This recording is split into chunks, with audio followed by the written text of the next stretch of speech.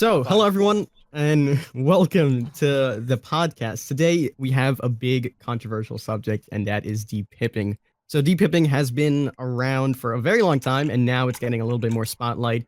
Yesterday, OhTofu did a podcast with a couple of other streamers that are for depipping. They had a conversation about that, and today, these lovely gentlemen and I are going to have a conversation on the other side of it. I'm pretty sure most of us, or all of us here, are against depipping, and we're going to voice our opinions on that.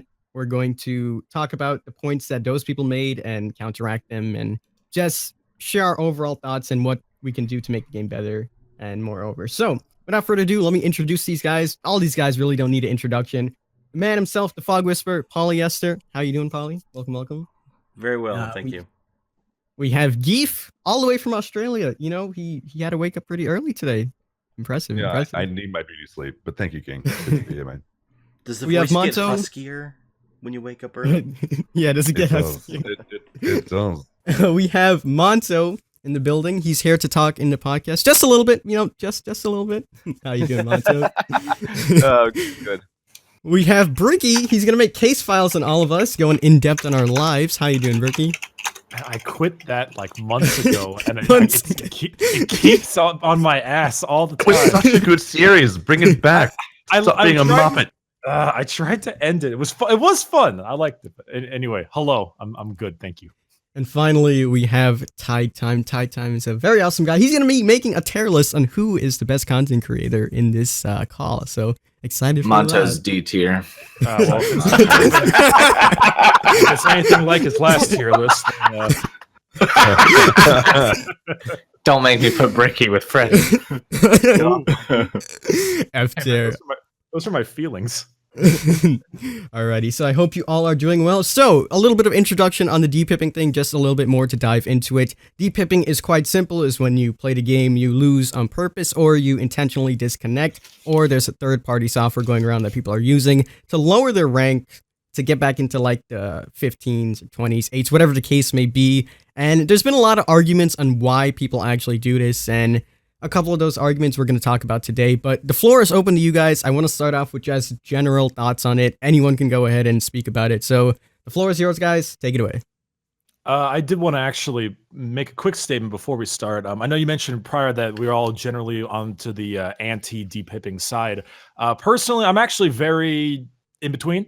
I don't have a huge feelings on either side entirely. I have some left and right, but I might end up myself playing devil's advocate more often than I actually like agree, just because for the sake of discussion, and because it's always good to have someone trying to reinforce another argument.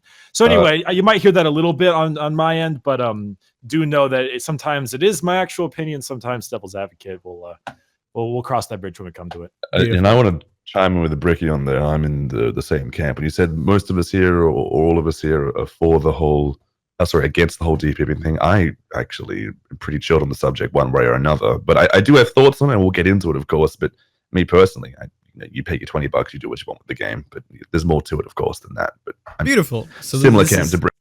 Mm-hmm.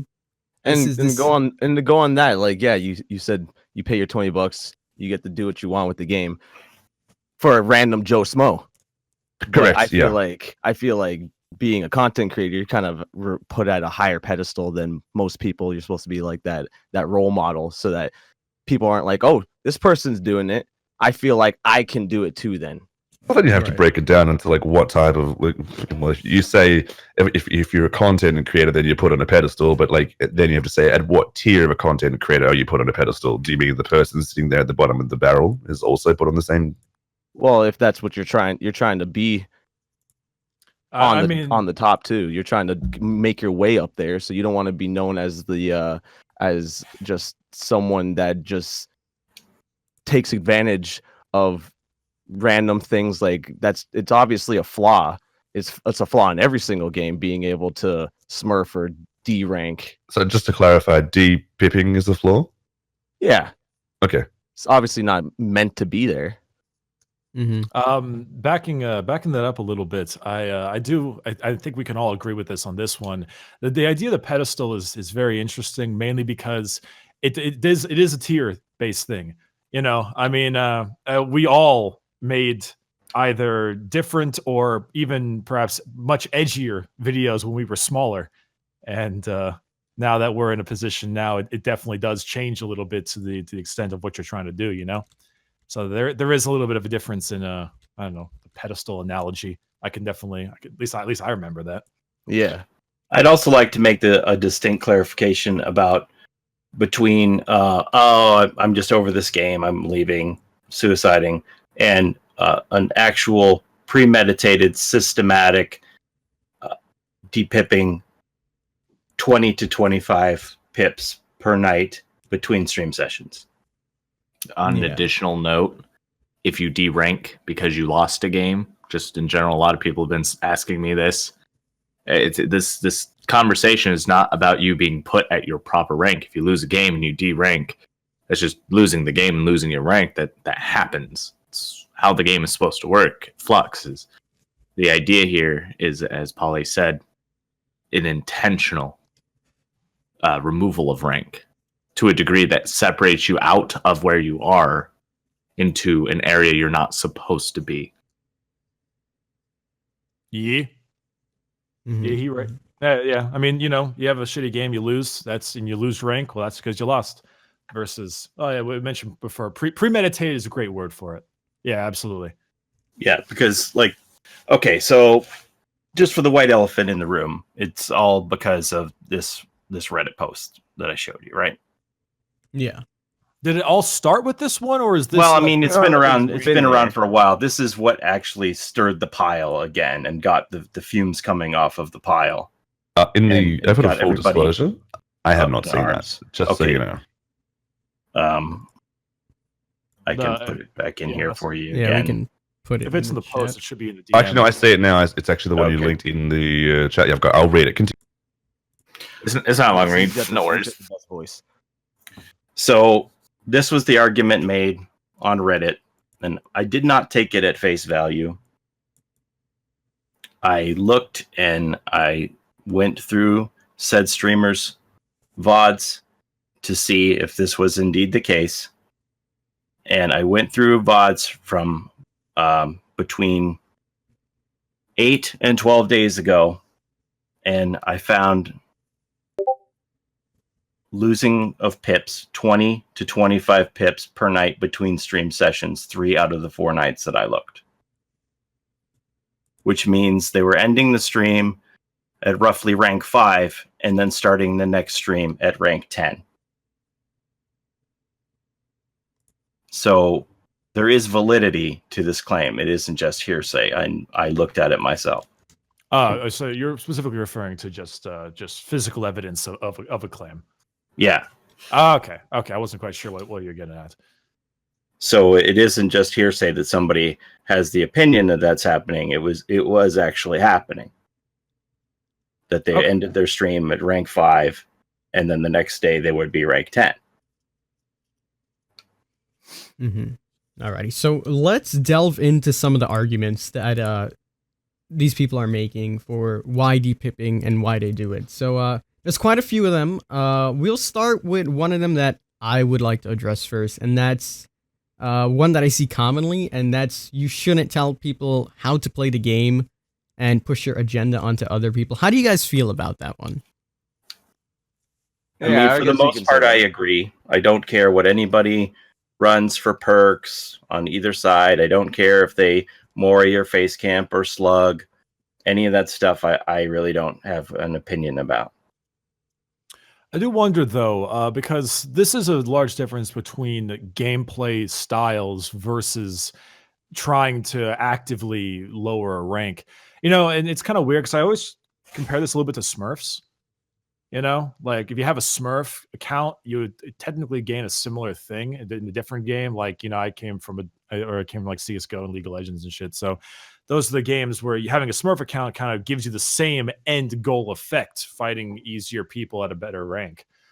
Though, are we more so referring to the depipping as an anti?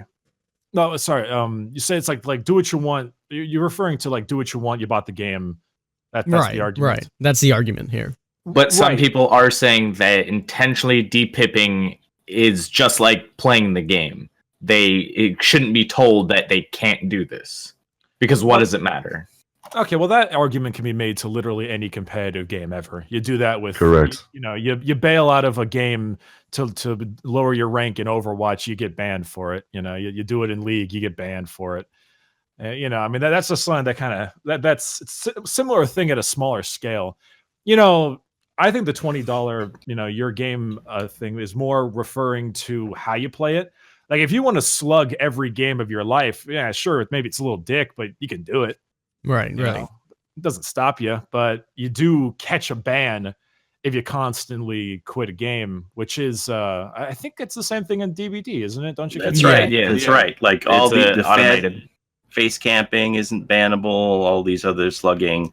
Like I had somebody on Twitter say to me, "So you're telling me I can face camp and slug, and that's fine, but if I DC, then that's not okay." I'm like, yes, exactly. You're getting it, because the first two things you mention are not bannable offenses. But the third thing you mention is actually a bannable offense in the rules. You're understanding now.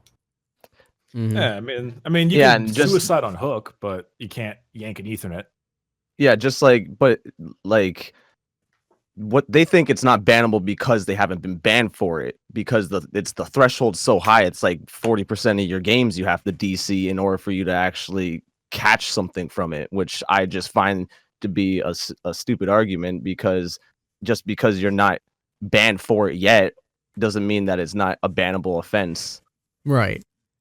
The thing that gets me is that the problem is, like, a lot of popular streamers are doing this, and for me, what got to me was that they have a lot of people that watch them.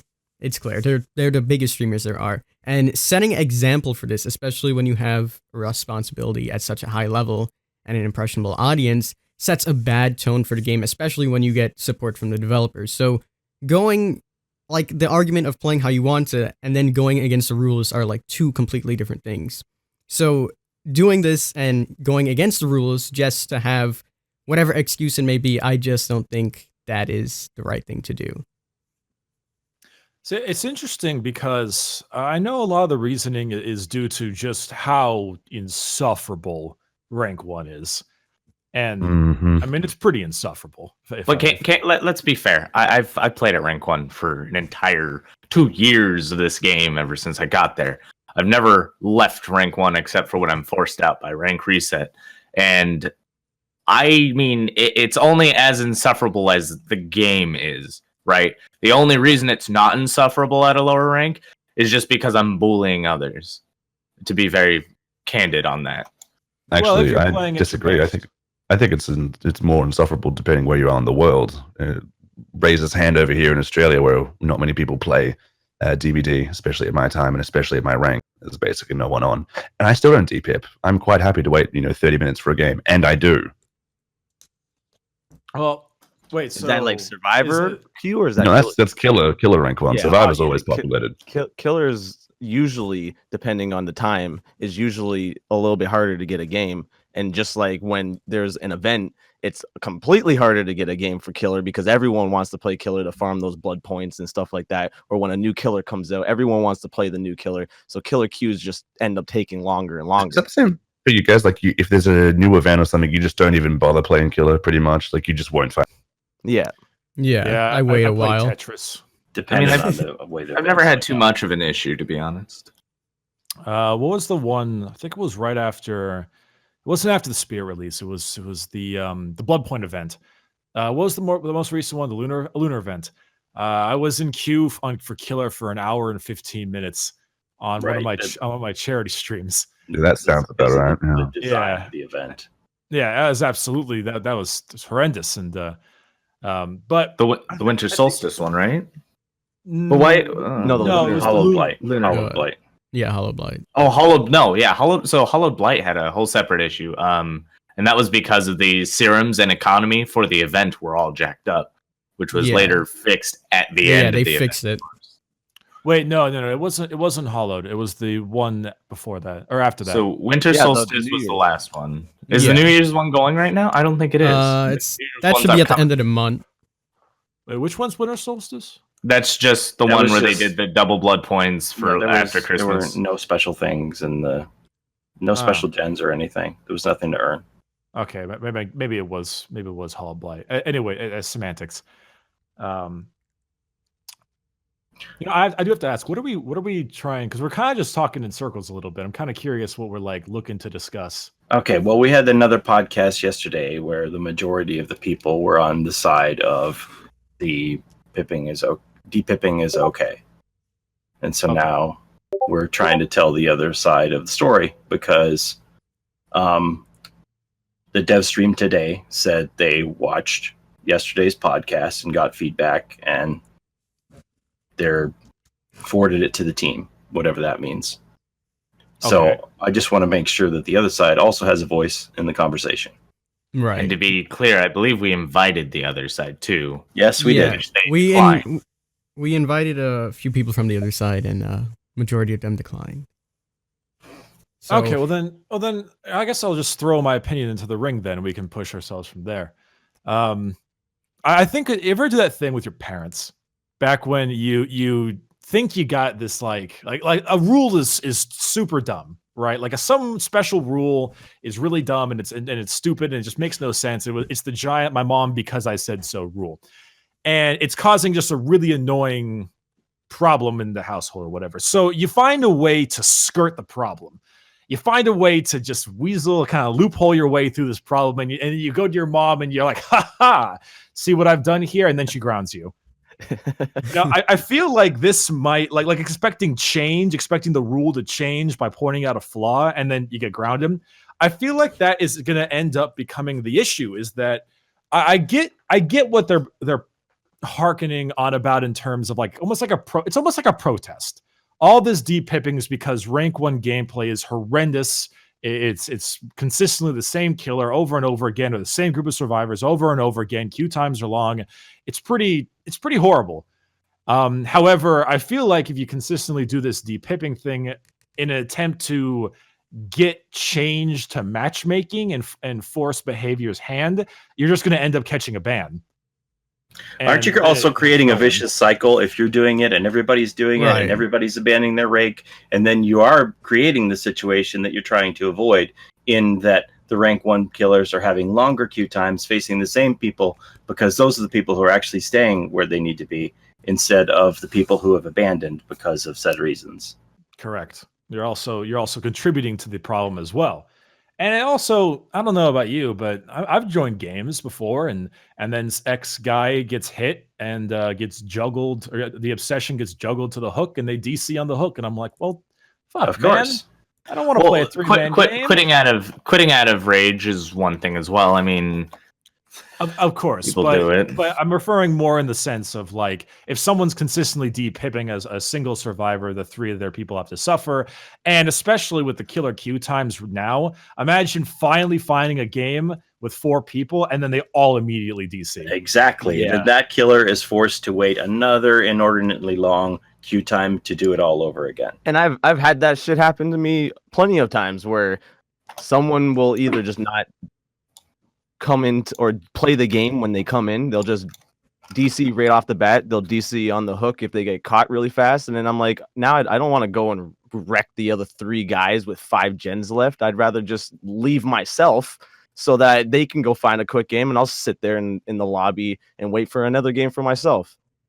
Yeah, you're put in this weird situation where this one person left and they're scot-free and the other 3 people are holding the bag, and you're going to destroy them or what? You know, you either have to play nice and go easy on them, go, well, I guess we'll farm because I feel bad for you guys, or you're going to destroy them. And it's not fair for the other remaining people in the game. I just find it to be a very selfish attitude that you don't seem to care about the community. You only care about yourself. Yeah. I do have to play go ahead, Tide. Let me give a little counter argument that people have been giving me for that. They say that while they D-rank, they'll play the full game, let everyone leave. Bullshit. And then D-pip. It's bullshit for most. I understand. But that's the counter argument right now, is that people are saying that they allow the full game to go and quit at the end. Which, again, I agree with you on that, Monto. But how the hell are you going to do a full game 25 pips a full game, maybe 10 minutes a game yeah. for 25 pips. It's going to take you at least 2 hours. And DC at the end of it, not get any blood points for that entire time you're doing that. I don't find that believable one little bit. I mean, if they were doing that, then shit, man, I got no problem with it. But bullshit. It seems highly unlikely. Yeah, no, I do not know. Listen, I get it. There are some great people in the world. There are some very nice, wholesome people in the world.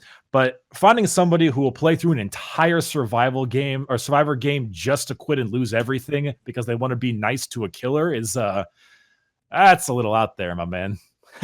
Well, those are the 3 arguments, because when I inquired, how are you doing these DCs? The possibilities were either third-party software technique, which we're not going to name, which obviously they're not going to admit to because that would be against terms of service. And the other one would be either group DCs as buddies so that you could all do it at the same time, or playing the full game because you enjoy the game and then DCing at the end. Those were, the second and third possibilities were the ones that were presented to me. And even the person in question had put up a tweet. It's definitely DCs because it isn't suicides, because we have this tweet here that says, I think I'm pretty close to getting a temporary ban, to be honest. I've been told to chill out on my DCs before. Depends on what rank I stopped at the night before. So I don't even know what that tweet means. Like, been told to chill out because why? Like, are you getting special treatment because you're a fog whisperer and your name is coming up on the flag of the top 100 DCers and they're like, whoa, your percentage is pretty high here, you better cool it? Or did you actually earn a ban and they gave you a pass? Is this a special treatment rule? I don't even understand. I need a little more context with this tweet. But it looks like to me like there's a bunch of admitted DCing going on here to where the powers that be have noticed in some way, shape, or form. See, I actually want to pull an interesting argument. I know I'm doing a lot of talking here, and if anyone wants to tell me to shut up, please do. Shut up. I'm ready. I popped like a double shot espresso, and I'm just like, whoa. Anyway, I did want to discuss a more interesting concept of this. And the thing about the Fog Whisperer, I think it's a little bit awkward to roll with, because I feel like, yes, no one should get special treatment. Everyone should be treated the exact same. But let's be honest with ourselves, that's just not how the world works. With this kind of stuff, with any kind of, hey, you're going to be part of our creator program, you're going to get special treatment, because that's business. Expecting that kind of course. But when you're a part of these partner programs, you are held to a higher standing. Because 100%. Because not only are you getting special treatment, but now since the devs condone you and they endorse what you do, if you are doing something that is morally wrong in the sense of the community, then you're giving that kind of thing that the devs like what this person does, so it's okay for what everyone else does. And it's technically how it should be. If behavior supports a fog whisperer and that fog whisperer does something that we don't agree with, then it's technically endorsed for everybody to do it. And if the developer defends the fog whisperer's actions and says the rest of us can't do it, that's just fucked up. Agreed. More so referring to the fact that this is commonplace, and somewhat expecting it to change to a large degree would be a little bit, I think, a little more hopeful than is as like reality. But what I wanted to back up more so about was the discussion of the business side of this thing. Now, I may be a little colder into the business of YouTube side than a lot of other people are. I can see, I don't know, the more specific thing I hear a lot about is the idea that it's very difficult, and Monto, you could tell me because you're someone who makes a lot of this kind of content, but it's significantly more difficult to make and produce good content due to how rank 1 is. I guess that'd be under subject to what content you make, because for me, rank 1 is required. If I try to make informational videos on rank 1, that don't work if I'm not rank 1. In addition to that argument, I've heard, like, for streamers when they're playing and trying to show entertaining content for their audience. For YouTube, like Tide said, I make the same informational videos, so rank 1 content is typically what I do. But for streamers, one big argument I've always been hearing is that rank 1 just has too many sweaty players, and goes back to what Bricky said. Like, it's the same type of killers. You have the meta killers like the nurse and the billies, and sometimes it's even the same person over and over, and it's just not entertaining when every single game you're getting killed, or you're getting hammered by the killer, and people don't watch you like dying all the time. So that's one of their counter arguments about that. How do you feel about that? See, like I don't have any problem making content at rank 1, and I seem to be able to make survivor and killer content at rank 1, and I don't think out of all the games that I play during the day that I faced the same survivor, let alone killer, more than maybe twice.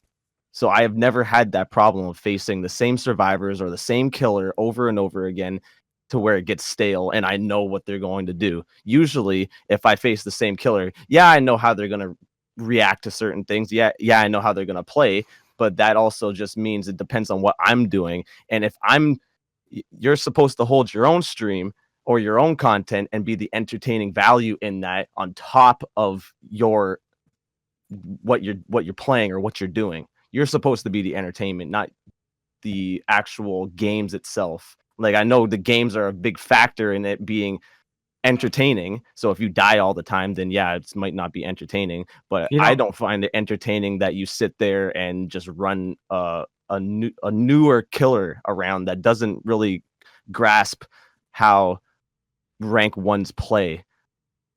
Like, we had Geef, we had the rank 20 in the fucking Sabo thing that we did the other day, and it was like that was terrible. Like, but it was Australian, so it's okay. Yeah, but like you can kind of feel that he didn't really grasp how to play properly. He probably just turned it on and was like, I'm going to play some DBD. I don't think he knew there was a lunge button. No. There was a lot. He didn't. So Tofu's asking in chat. He's saying, what if you guys play late at night? Is it different? Because I play late at night all the time. There's nothing different. I mean, we live in the magical land of Toronto. Apparently. Like, there's never there's like different. unicorns and beavers and maple syrup, things that don't exist in real life. But I have a similar experience where I don't play against the same killers. I don't play against the same type of killers. I have a variety. I don't have a problem. I've been up until 5 a.m. playing. I've been up past 5 a.m. playing. Yeah. I've been up I playing. personally make videos at 2 to 5 a.m. Pacific time. And you're actually in the time zone of the people who have this argument, right, Ty? Right. So yeah, and then I also stream content from 3 p.m. to about 8 p.m. So I am very aware of both sides of the spectrum of time. Yes, there are slightly less lobbies, and I only say slightly because even during the day, it's a 2 to 3 minute wait, and that's common for multiplayer games. I mean, I played Smite, and Smite was like 15 to 20 minutes for a high, like, Grandmasters ranked game. And same thing with when I used to play League too. The higher games, the higher you go, a little longer because it's just not that like. Right. Like, it wants to put you in with people that are actually your skill level, but Dead by Daylight isn't anywhere close to that kind of elo type of. I'm gonna say unless we're in an event that has an economy that kind of puts our lobbies at whack, like the Hollowed Blight, I don't experience unbelievable lobby times. 2 to 3 minutes, maybe 5. I'm unlucky, or to be fair, the lobbies break sometimes, and that has nothing to do with our ranks. That's just the lobbies breaking. For sure, like when you get 3 people and then nobody else joins, I don't think that's because we're rank 1. Yeah, I think that's because the lobby's just borked. And unfortunately, deranking doesn't fix that, because likely you'll recognize when the lobby's borked and you will leave and reset the lobby. But and then you instantly get a game. I've never had any problem getting a survivor game. It takes less than 30 seconds for me to pop into a lobby for survivor, and if it does bork, then I just leave the lobby and go back into another one because it takes another 30 seconds. I, as somebody who just is in the wonderful land of California, and literally a 15-minute drive from Tide, which reminds me we gotta get lunch someday. I will admit, I do, as someone who plays mostly primarily killer, I do notice some of the same survivors, especially in like an early morning around like noon, that's not really the morning, but around noon, I see some of the same survivors pop in, but it's never, unless there's an event, it's really not that rough. I don't, at least not as a killer. As a survivor, I'm with you on that one. I get survivor games like that. Yeah. It's so fast. The thing is, as a killer, though, granted, I have occasionally ran into the same person that I'm fighting as a killer. Like fighting a killer, I have occasionally ran into the same killer multiple times, but no more than like 2 or 3. Yeah, it happens to me too. So most of these people that depip, though, however, talking about the killer and survivor things, are typically survivors, with the exception of a few on both sides. So that's where it kind of confuses me, where they say that they don't have these, like they get the same killers and it's long load times. Because Survivor, I've never personally had a problem finding games instantly, On the killer side, it does take some time occasionally from time to time. And sometimes, once in a while, you will find the same players, but it doesn't happen as often as they're trying to make it seem. That's just my view on it. If I face a killer, usually I always look at the ping. So usually I can tell if it's going to be the same killer, especially if their ping will spike like the same way that it usually does for both lobbies. I'll usually be like, oh, this is the same killer. Okay, I'll just leave and then go another one. Or when I finish a game with someone, just so I don't get him again, I'll wait just a little tiny bit and then go into a game so that he gets his own lobby. Then I get a brand new lobby that's not going to have him in it. This is at rank 1, correct?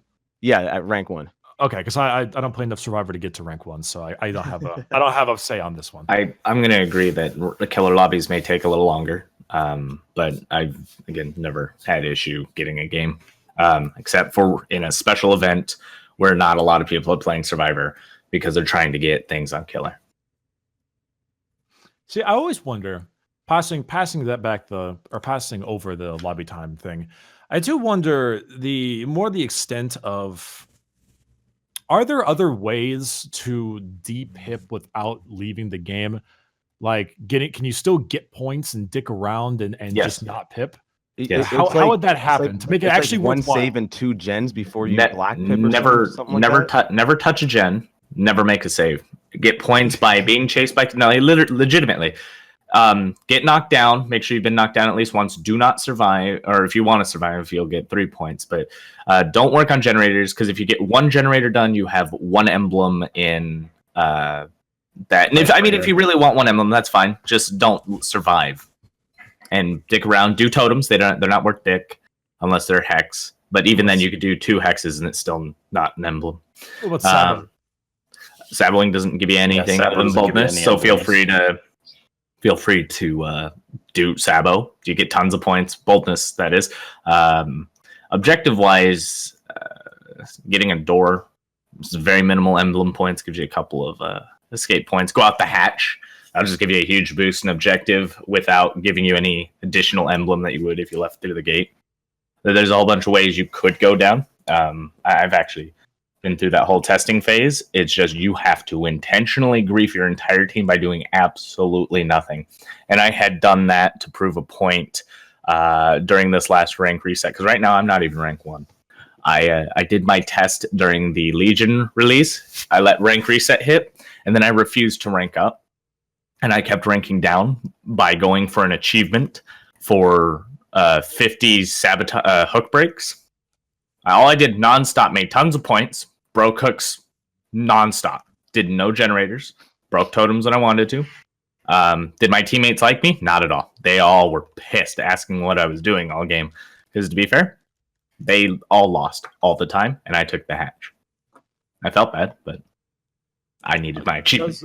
But if all 4 players just kind of dick around on Sabos and totems stuff, wouldn't that make it so they all depip? Yes, they could all potentially depip. Or if they don't do the Sabo squad the other day, I pipped a bunch. I guess it was just because of I the think we chase pipped points. like every game. Yeah, we almost much, pipped yeah. probably Was every that game. from altruism because you picked each other up? No, we were running no mythos. Oh, okay.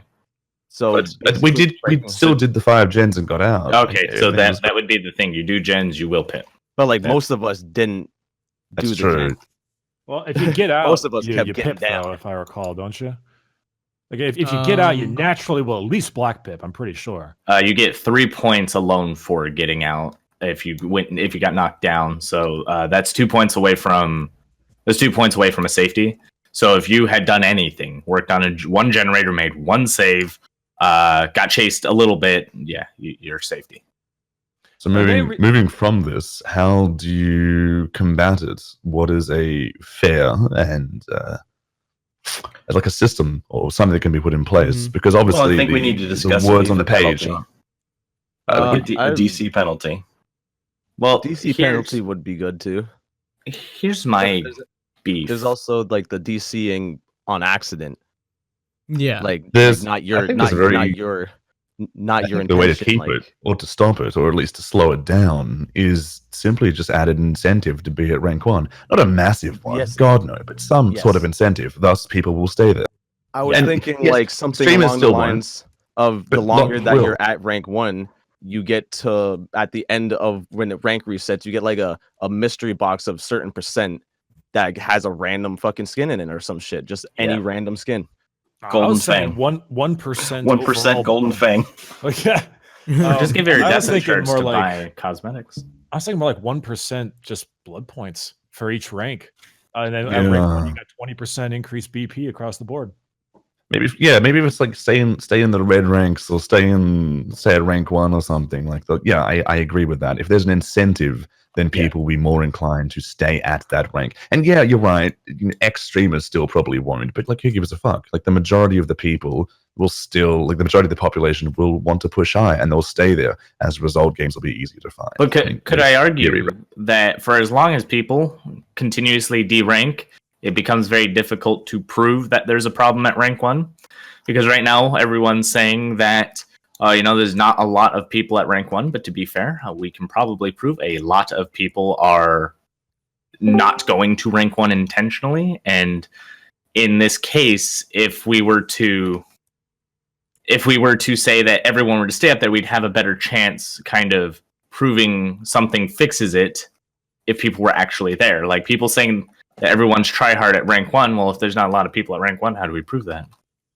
See, I always thought it was weird because I mean, I do consider myself decent at the game, but I find it really goddamn easy to get rank 1, at least as a killer. Like, it's surprisingly easy, and even then, it still is rather difficult to find games at certain times, but only as a killer. And I always thought it was kind of strange because while I do run into a fair share of the standard like 4-man Sabo. Or not Sabo, 4-man toolbox, 3 gens done in 10 seconds with Ruin on, the usual kind of shenanigans you got to deal with. I don't know. I mean, they're few and far between comparatively. I don't know how it is on Survivor side if you have to deal with a lot of like no-ed nurses or anything. But does anyone here play on console? I played on console a couple times, and my God, it's something else. Yeah, I like my frame rates. Also, I would like to say that we have some fast food from CrunchyEggrollz. He's now in the call. Yo, what's good? How you doing, man? How you doing? So I'm home. I'm here. How you doing today? What's up, guys? How's it going? So Crunchy, now that you just joined, I'm sure you've been watching. I've seen you watching. What is your opinion? Let's just get that out of the way on deranking. Are you for it? Are you against it? Are you middle ground? Before I even come in this, I'm the most neutral one, except I can sympathize on both sides. And the fact that I don't really give a damn. I don't. To me, it doesn't affect me at all as a streamer or as a player, for the most part. But if you were to backtrack the things you guys talked about, like about the late night, I'm the prime example of late night. Like I stream 9 p.m. to 5 a.m. every freaking day. That's my slot, and I understand when it comes to saying like when I heard people say like they ain't never run to the same survivors or killers and stuff like that. I call bullshit. At least for me, because I can name people that I've run into 5 times in a row. I can name people I've run into 8 times in a row. I can name people I've run into 7 times in a row. It's not even a joke. So I can understand that reasoning. That's not my experience, but I'm not, walking in your shoes. The only time I run into the same people over and over again is when everybody's leaving the PTB and nobody's left on it. And there's just the same people left on the PTB. That's the only time I run into the same people over and over again. But we also live in the magical land of Toronto region. I know. True. But I'll also say that, I mean, I've ran into the same person. I wouldn't say people. Sometimes I do get one of the same survivors 4 to 5 times, but the other 3 are always different. But I mean, in that defense, argument-wise, it's still, fighting for that variety. Does that make sense? As in, yes, you may not run them twice in a row, but in a sense, you played them over and over and over the past couple of weeks. It's the same people because you know their names in that sense. So when it comes to variety, there is going to be a bigger variety in the lower rank versus the same people I know, because like whenever I went online, I joined the lobby, I know at least one survivor in here. I know how they play. I know the killers here. I see them time and time again. I know how they play. I know what to expect. So when it comes to variety, I see that point as valid. Okay, but can I just say that, do the rules need to care about your content or your variety of your stream, or do the rules come first? Well, exactly. What is the rules exactly? Because the rules, is there? It says unsportsmanlike conduct is disconnecting over and over and over again. So that's actually that becomes a rule. more of I feel like enforcing of the actual DBD, I guess, game or the behavior. If it's gonna be enforced, enforce it. If not, it's gonna happen regardless. Right. Oh, that's part of the discussion we're having here. So They So don't seem if to there be are a way enforcing to it. enforce it, Yeah, such what's a as good a way? disconnect Don't- lever they don't penalty, seem to be enforcing and any that of it. would increase upon successive disconnects. See, that punishes, like, it's an idea, but that punishes people who have legitimately shitty internet. And I can raise my hand. Well, Yes, I mean, I have good internet, well, but I'm very fortunate to have that. The majority here don't. Matthew Cote has said on dev streams before, like, if you have bad enough internet that you're constantly disconnecting from our game, maybe you just shouldn't be playing our game anymore. He has actually said that on dev stream. Oof. Well, I mean, that's one stance to take. Sure, I mean, I get it. And So everyone that's pays their coming money, from gets a to play. dev, right? Like, that they basically said, if your internet is bad enough that you're DCing that many times, you deserve the ban penalty for that. Similarly, if you're doing it on purpose. Do you think the threshold is too high though, at 40%? Because like I don't even know if that's a legitimate number, or I've just I don't know seen where that this thrown number around. came from. I just see them talking about, well, I'm not doing it more than 40%, which is just mind blowing to me that anybody even thinks that 39 or 39.9% is an acceptable level. I mean, it's a lot. It's a giant level. It's a giant percentage. I mean, we've said before. Still, just put in some incentive to stay at a rank. Problem. Can I say, in terms of this disconnecting real fast? For those of you familiar with rank systems from League of Legends, Smite, something with a real competitive edge, your massive punishment comes at 5 disconnects. Like, legitimately, they have dedicated servers, but if you're disconnecting or quitting, your rank gets demolished.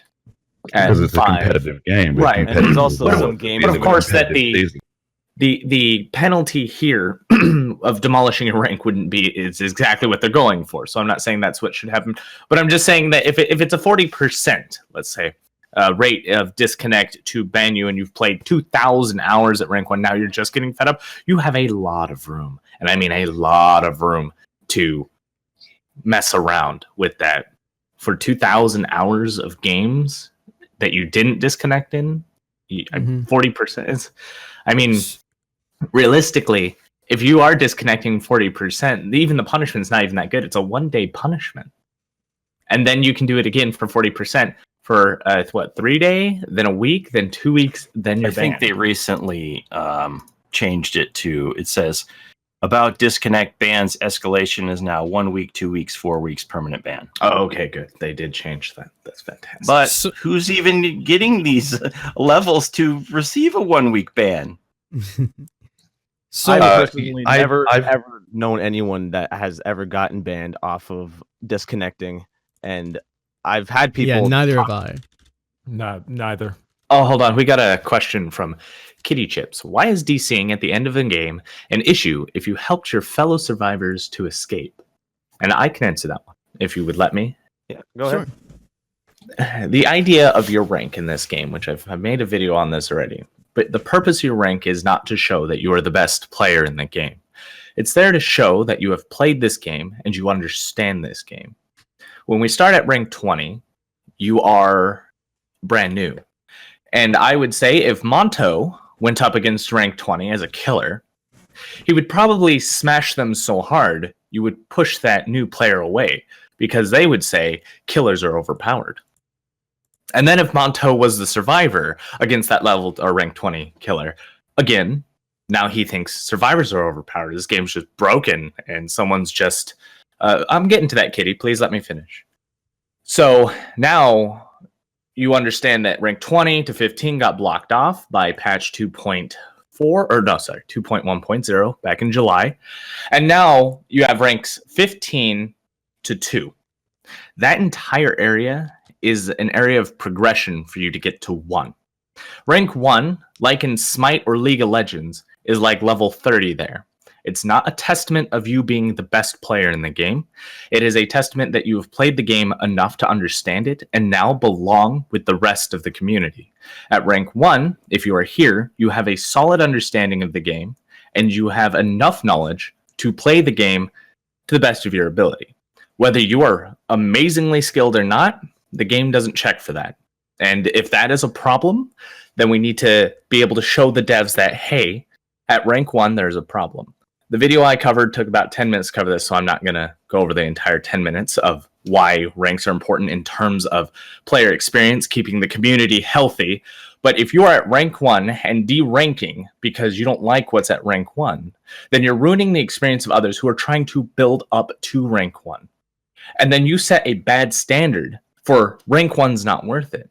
Therefore, if nobody's hitting rank 1, then you've got the problems of queue times at rank 1. Only, the try-hardiest people at rank 1. You've got a lot of things here that damage the community. I've had several people tell me they've already quit, and I think one of the biggest problems Dead by Daylight's having right now is that we are, what do you call it? The spinning doors. Help me out here, team. Revolving door. Revolving door.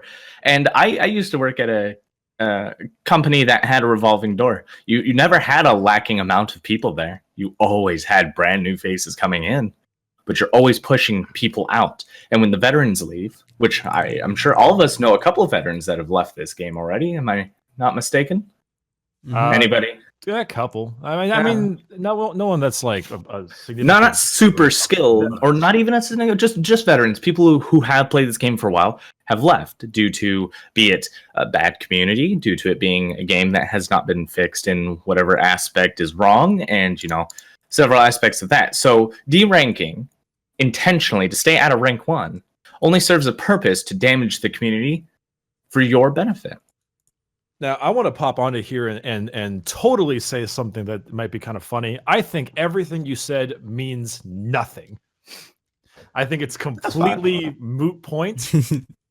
I think you're right, but I do think it has nothing particular into the discussion of deranking, because it's basically Smurfs. In that sense, basically Smurf. People do that all the time, and let's be perfectly honest, the matchmaking of DBD ain't putting us against our rank a lot of the times anyway. Well, there's but also... I do want to make a statement though that I actually really don't have a problem with deranking in the terms of making the game, making you have accurate playing against different characters. Like Monto goes up against some level 20 killer and absolutely thrashes his nutsack.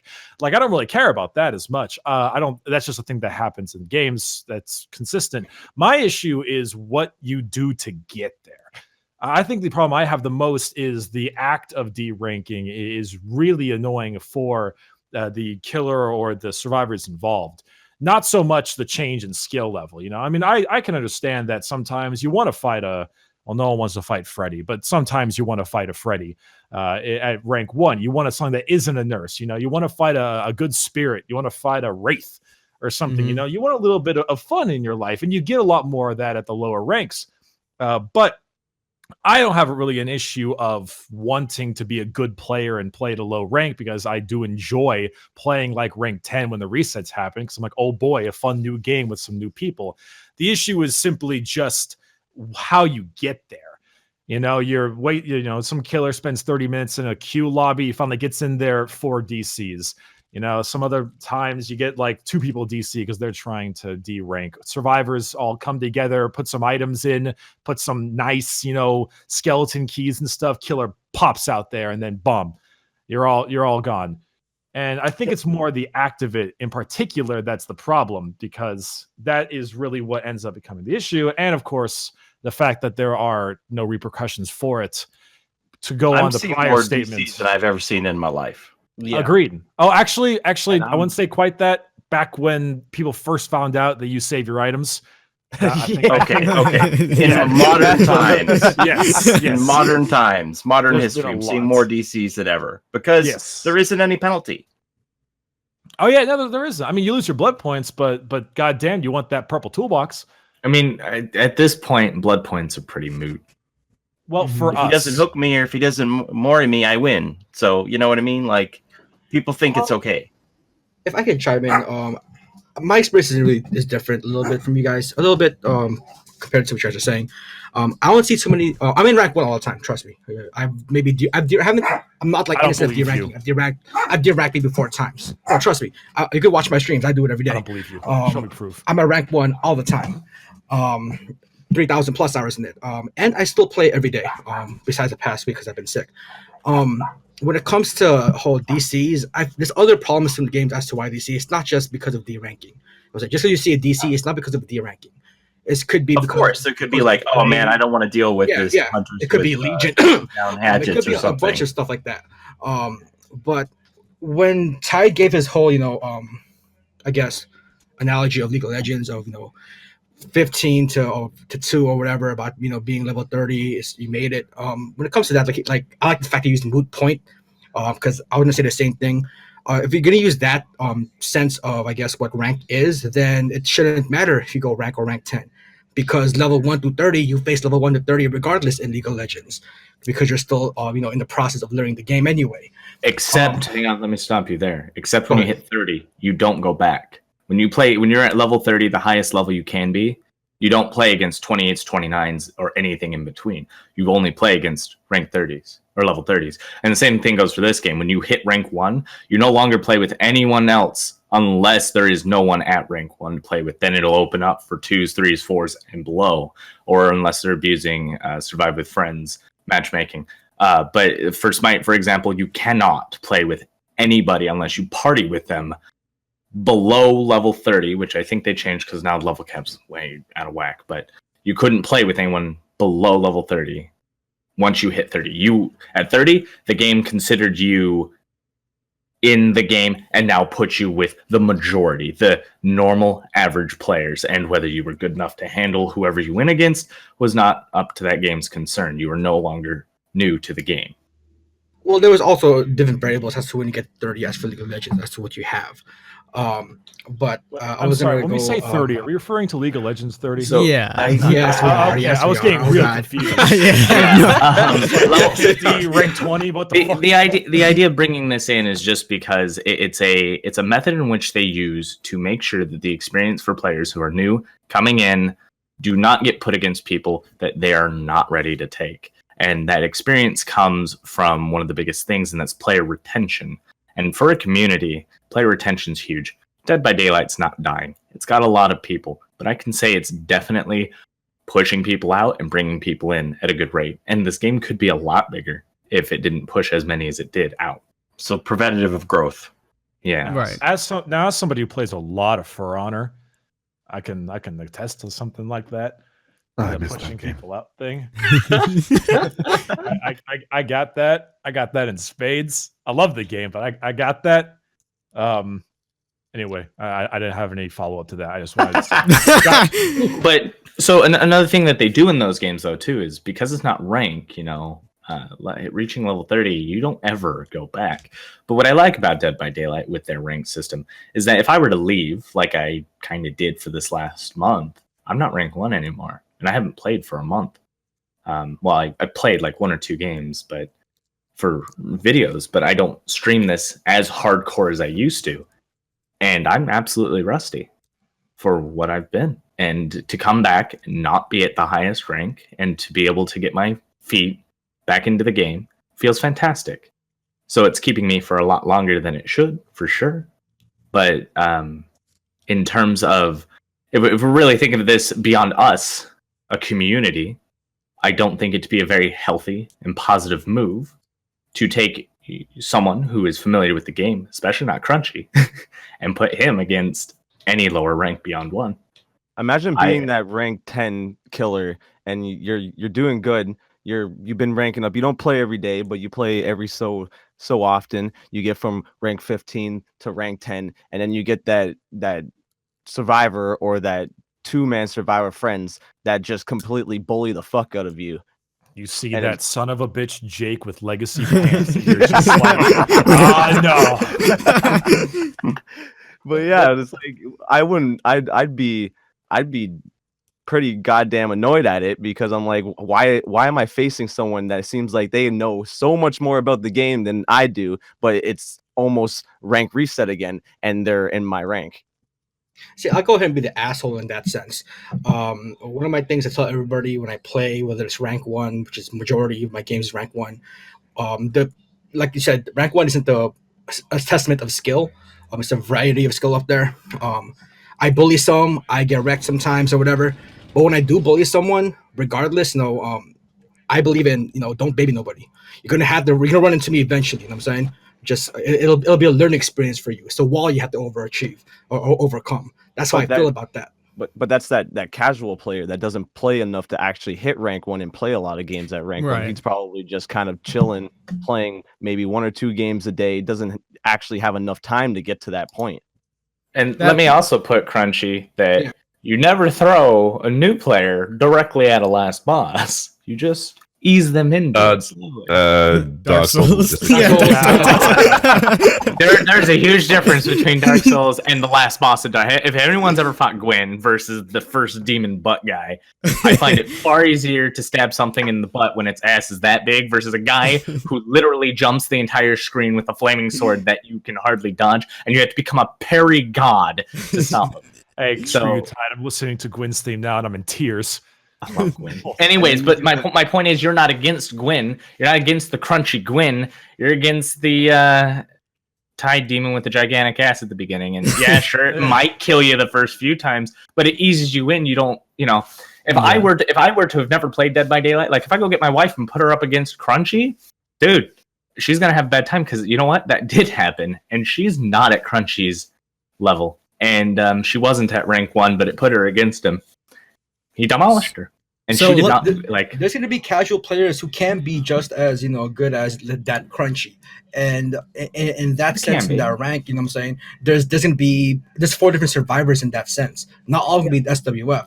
There's going to be a bunch of other people that can be targeting, and when it comes to that, I'm like, I don't see any remorse for that unless you're full on squatting it, and it's a problem. I remember watching. I think it was Summit playing Dead by Daylight a little while ago. And it was to the point where, like, obviously I knew, and I could see that he was doing things wrong and things like that, blah blah blah. But he was playing with people that were his, like, new to the game, like he was, so it wasn't too bad. And he was obviously having fucking fun because he wasn't playing against people that were completely wrecking him. I do have to say, this is a problem that I think we would run around in circles for a while, because this is just kind of the game development curse for all games, where how do you make it fun for a casual and a competitive player?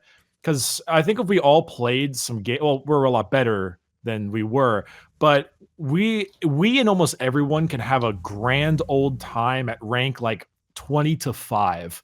And we would never have a real problem with it, because most of the big issues plaguing Dead by Daylight, certain killer balance, couple of OP perks, gen speeds, a lot of that kind of crap, that stuff does not affect a large majority of the player base. And it's a similar issue of just like, does this to help with the competitive make this part that much worse and kick out the casual? Because a game needs a casual community. Like, as much as we want to be the entirety of the community, we can't. Like, a game needs the casual community to survive. And so pushing them out quickly is something you're going to have to worry about. But at the same time, it's this weird back and forth. Like, we don't want to baby them. We don't make it too easy. Right. When we did our first podcast, idea that we had, it was very iffy, is do we get a casual and a competitive queue where rank would actually mean something and then the casuals will play casuals? It was split down and there was good arguments for both sides. What do you guys think about that? And in addition to that, a lot of people, another big argument that a lot of people say is because of bad ping as well. Do you think when dedicated servers come in, like we can see something like this coming into the game, and will it fix this issue? If not, what's your proposed solution to fix the D-ranking issue?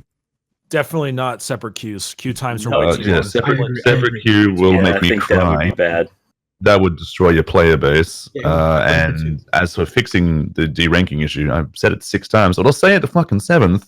Add an incentive to stay at a high rank. End of story. It's real simple. It's just that simple.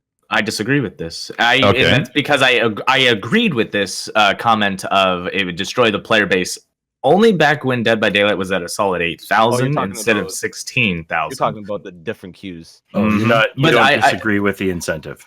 I don't disagree with the incentive. Incentive is absolutely what they should have implemented so long ago. Right. But this is kind of like one of those things where it's really hard to prove that we should deserve an incentive at this point just because of how many people are leaving rank 1. I mean, you could probably use that, but again, I don't have the proof of the numbers of how many actually left rank 1, and I can't go forward to say, hey, devs, can you pull how many people are in rank 1 right now to see if it's worth, making incentives for us to all push that far. Maybe it's fair for everyone, I disagree, though, that it would destroy the player base because the player base is 16,000 at its lowest peak. Then why am I getting 30-minute queues still? I don't know. That's an issue. So this is the best part, is I feel that there is an issue here. And I'm not disagreeing with anyone saying that they're not going to get queues all the time. I mean, there are issues, yes. Definitely. The thing that is the biggest issue right now is that we have an issue and we don't know what it is, right? Everybody's saying that, oh, I'm fighting similar people all the time. I'm getting long queue times. This is an issue separate from what we should be talking about here, which is the intentional D-rank. It's taking yourself intentionally out of the rank you belong in. And if we're doing this because of these issues, then I say that we need to stay at our proper ranks and then advocate for change for these things that are to clarify, an incentive that keeps people at a higher rank or incentivizes them to actually play the game properly and see it through to an end, to maintain a pip, to continue to rank up, thus removing the idea for a lot of people to intentionally disconnect in the effort to D-rank. You're disagreeing with that? No, he was disagreeing with not splitting up the queues. Yeah, okay, I just wanted to make sure I'm on the right path there. Continue, please. My apologies. I believe that splitting the player base between a competitive and casual wouldn't kill the player base, was my biggest disagreement. That was my only disagreement. But so before I go any further with this, one second. Okay, go ahead. There's a lot of different reasons people obviously D-rank, but none of those reasons make it okay to D-rank. I agree with that. Agreed. Because it also just hurts a lot of people, takes the fun out of it. Might make it fun for you when you D-rank, and then you get to do all this, have variety, but it doesn't make it fun for other people, especially when you're D-ranking to get to that point. All those people that you're D-ranking and ruining their games, things like that. I just don't find that there's any. So Monto, you want to answer a question for me that was asked by Hardy Boy with a whole bunch of 2s? He's asking, so people just need to suck it up, forego their fun, and advocate for change? Suck it up? No. I think I'm not going to suck it up. So you mean suck up the... suck it up, stay at your rank. Oh, yeah. Yeah, suck it up. Yes, like that was one of the tweets that Jen sent me yesterday, or maybe it was you, Tide. I don't know. We were tagged on that together, saying that, so since I'm a fog whisperer, I need to set an example, and I need to just stay at rank 1 when everybody else isn't doing it. Yes, that is exactly what I am saying. You are a fog whisperer, you are a representative of the community, and you need to hold yourself to a higher standard as such, and anybody else out there who is an aspiring fog whisperer needs to be prepared to do the same. So if not, then you should just throw your keys on the table. I'm going to say this right now, Give up the though. roll. If you're not having fun at rank 1, that's an issue. Everyone can agree to this. If you are not having fun at the rank you belong, that's an issue. However, I disagree with the fact that you should take away other people's fun and intentionally remove their fun just to make something better for you.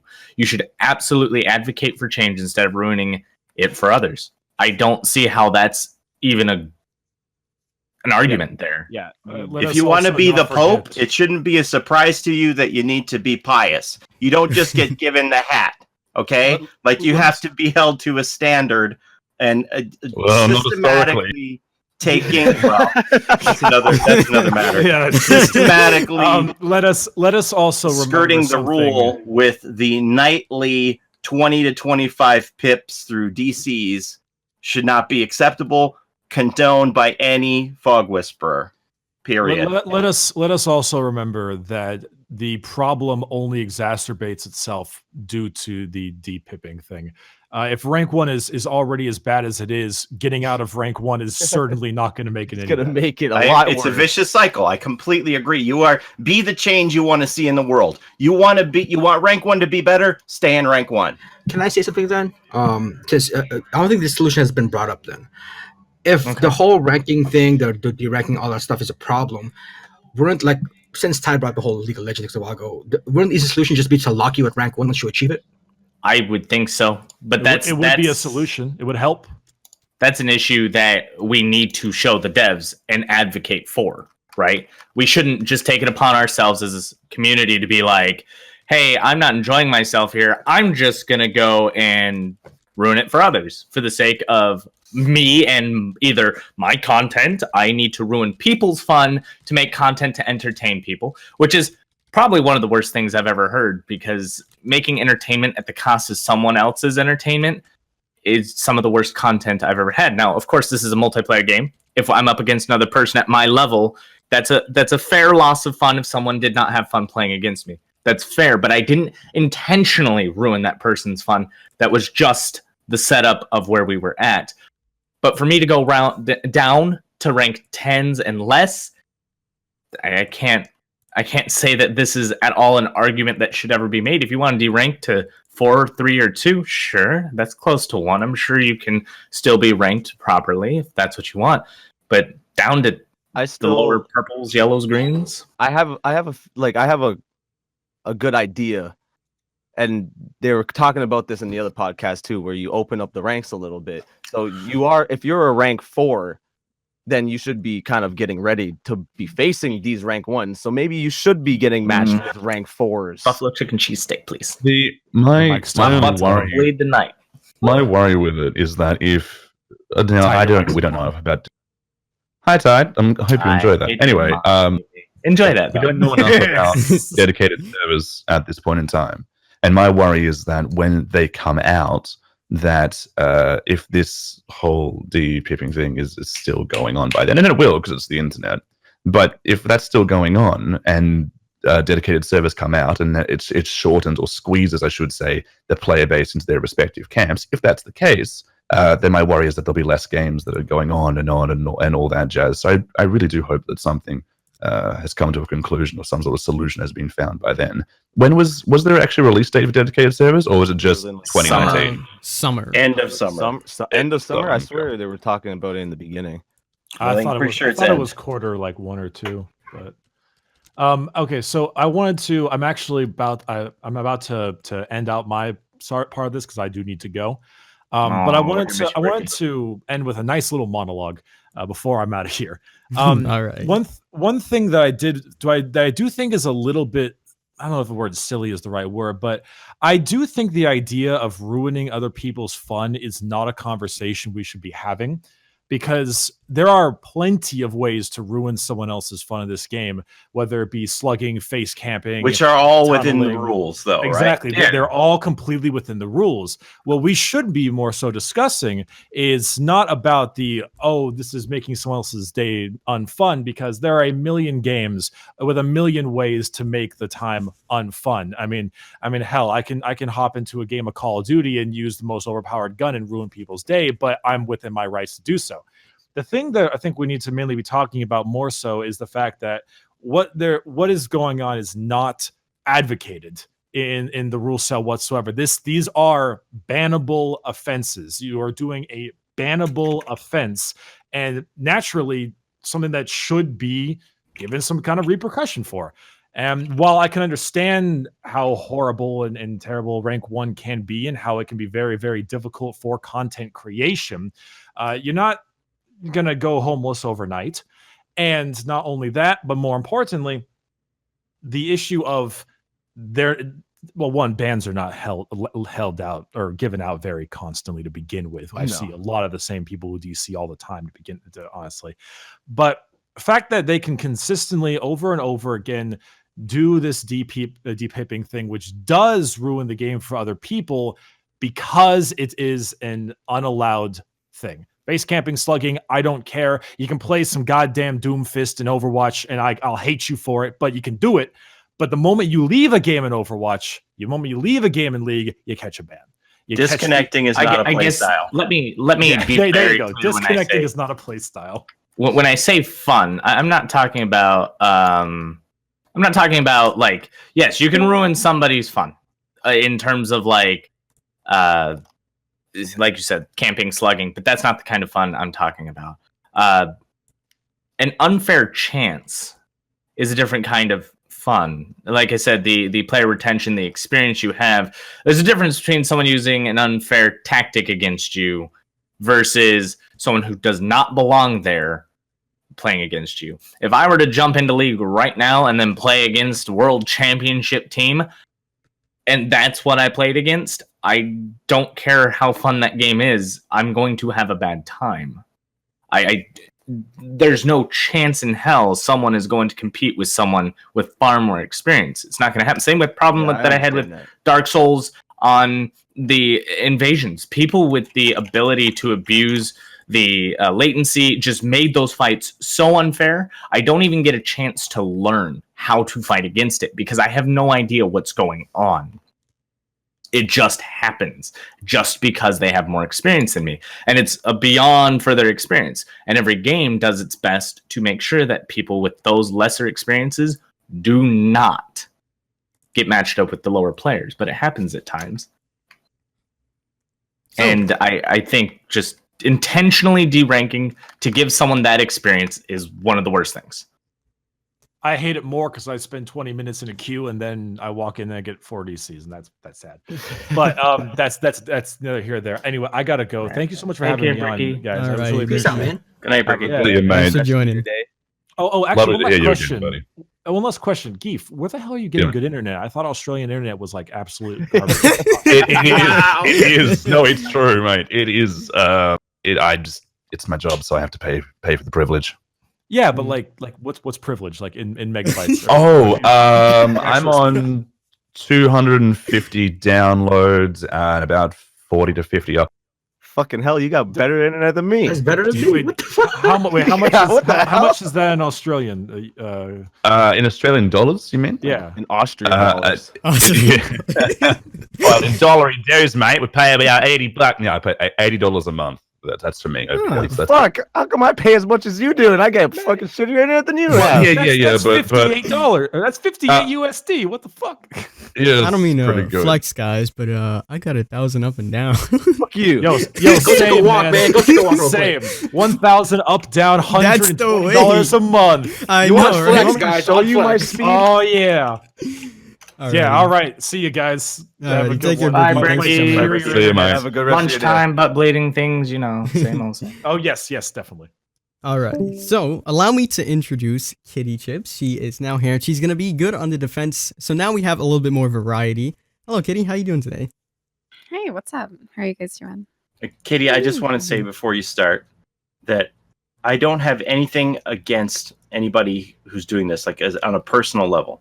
And I've hosted you many times, so I don't have anything against anybody personally.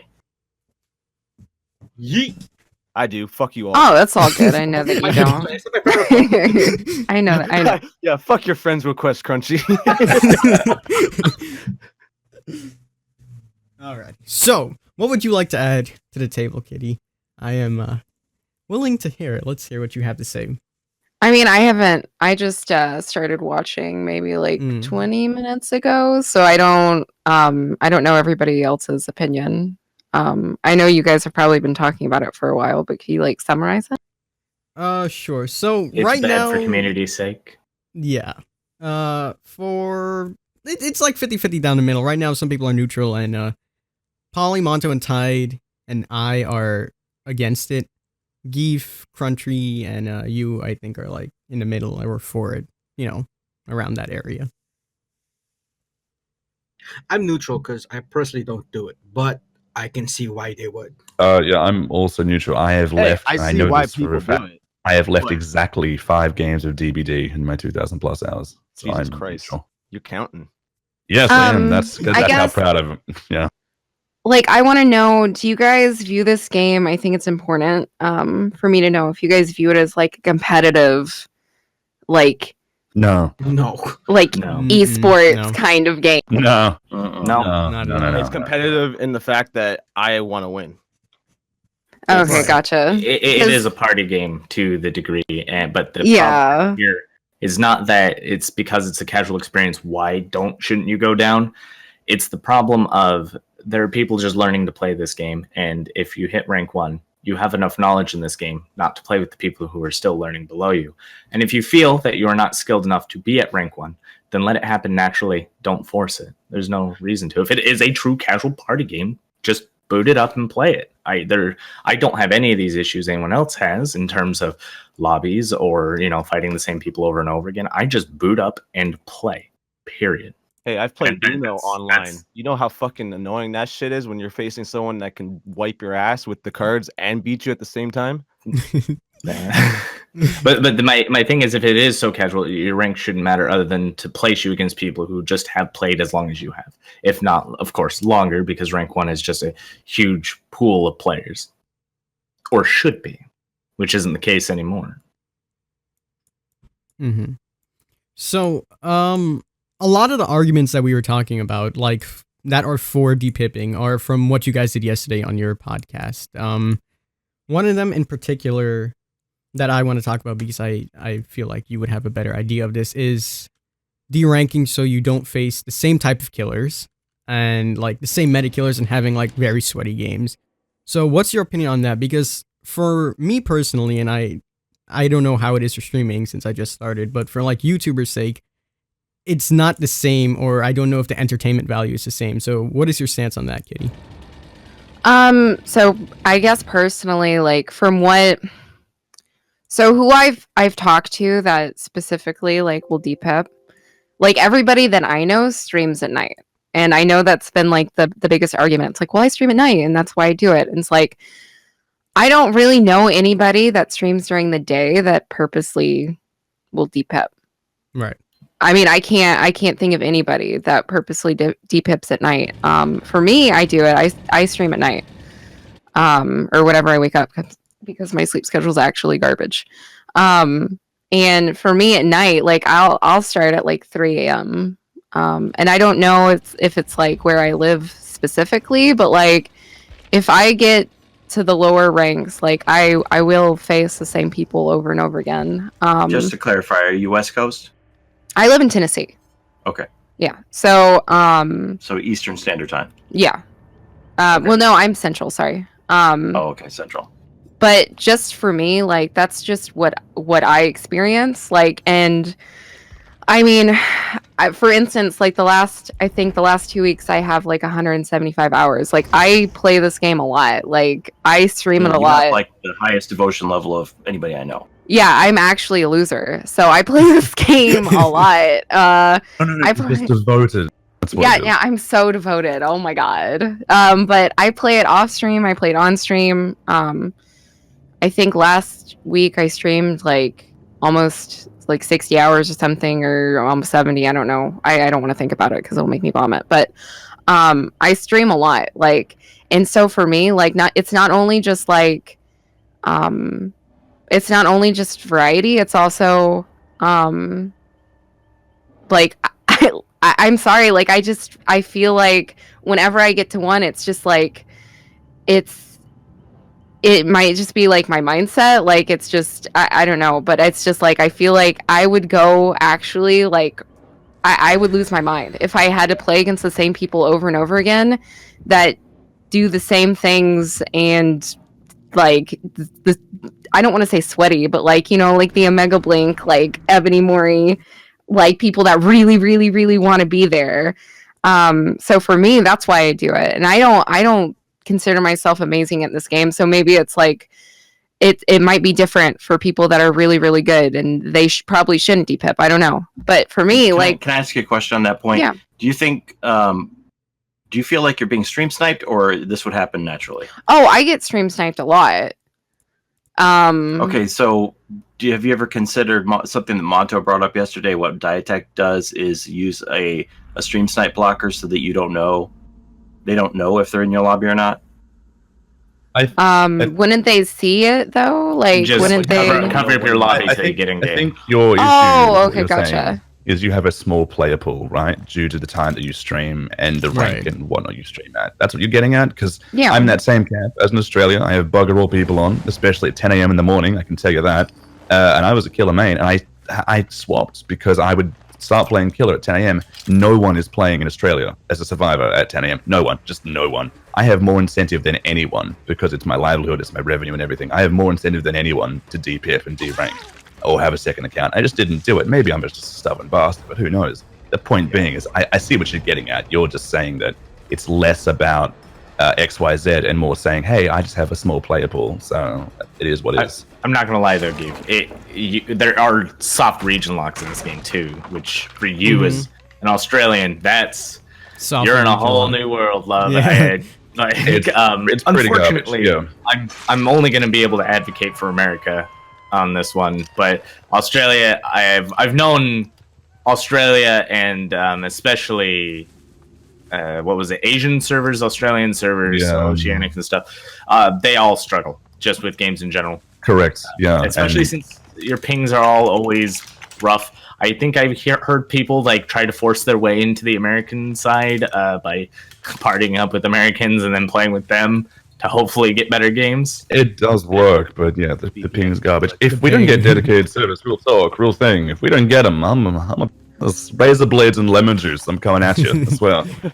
I do want to say this: like, if I didn't stream, or if I didn't stream this game as much, I wouldn't DPIP. I wouldn't feel the need to do that. Like, if I didn't stream this game, this is the only game I stream. I don't stream any other games. I only stream DBD. If I didn't stream, I wouldn't DPIP, and I don't really think. I mean, I don't think it's right if you don't stream like to DPIP because, like, well, I don't know if I should say that, but I just like. I don't think it's completely right, but like I just, from what I've experienced, and I can't speak on anybody else's experience but my own, I don't do it to like shit on like newer killers. I think the most I go back is probably like 8 or 9, which at that point, like people know like the game mechanics. I think, in my opinion, like they know at least. Well, when I get to a typical rank reset, right, I'm getting reset to 10.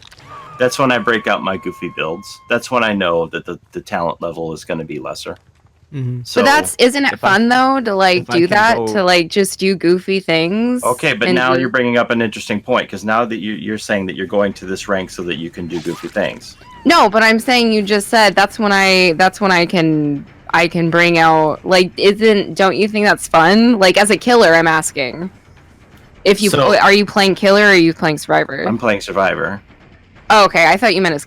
I play both, and I would say if I am also a content creator, have been ever since this game came out. Well, been way before this game came out.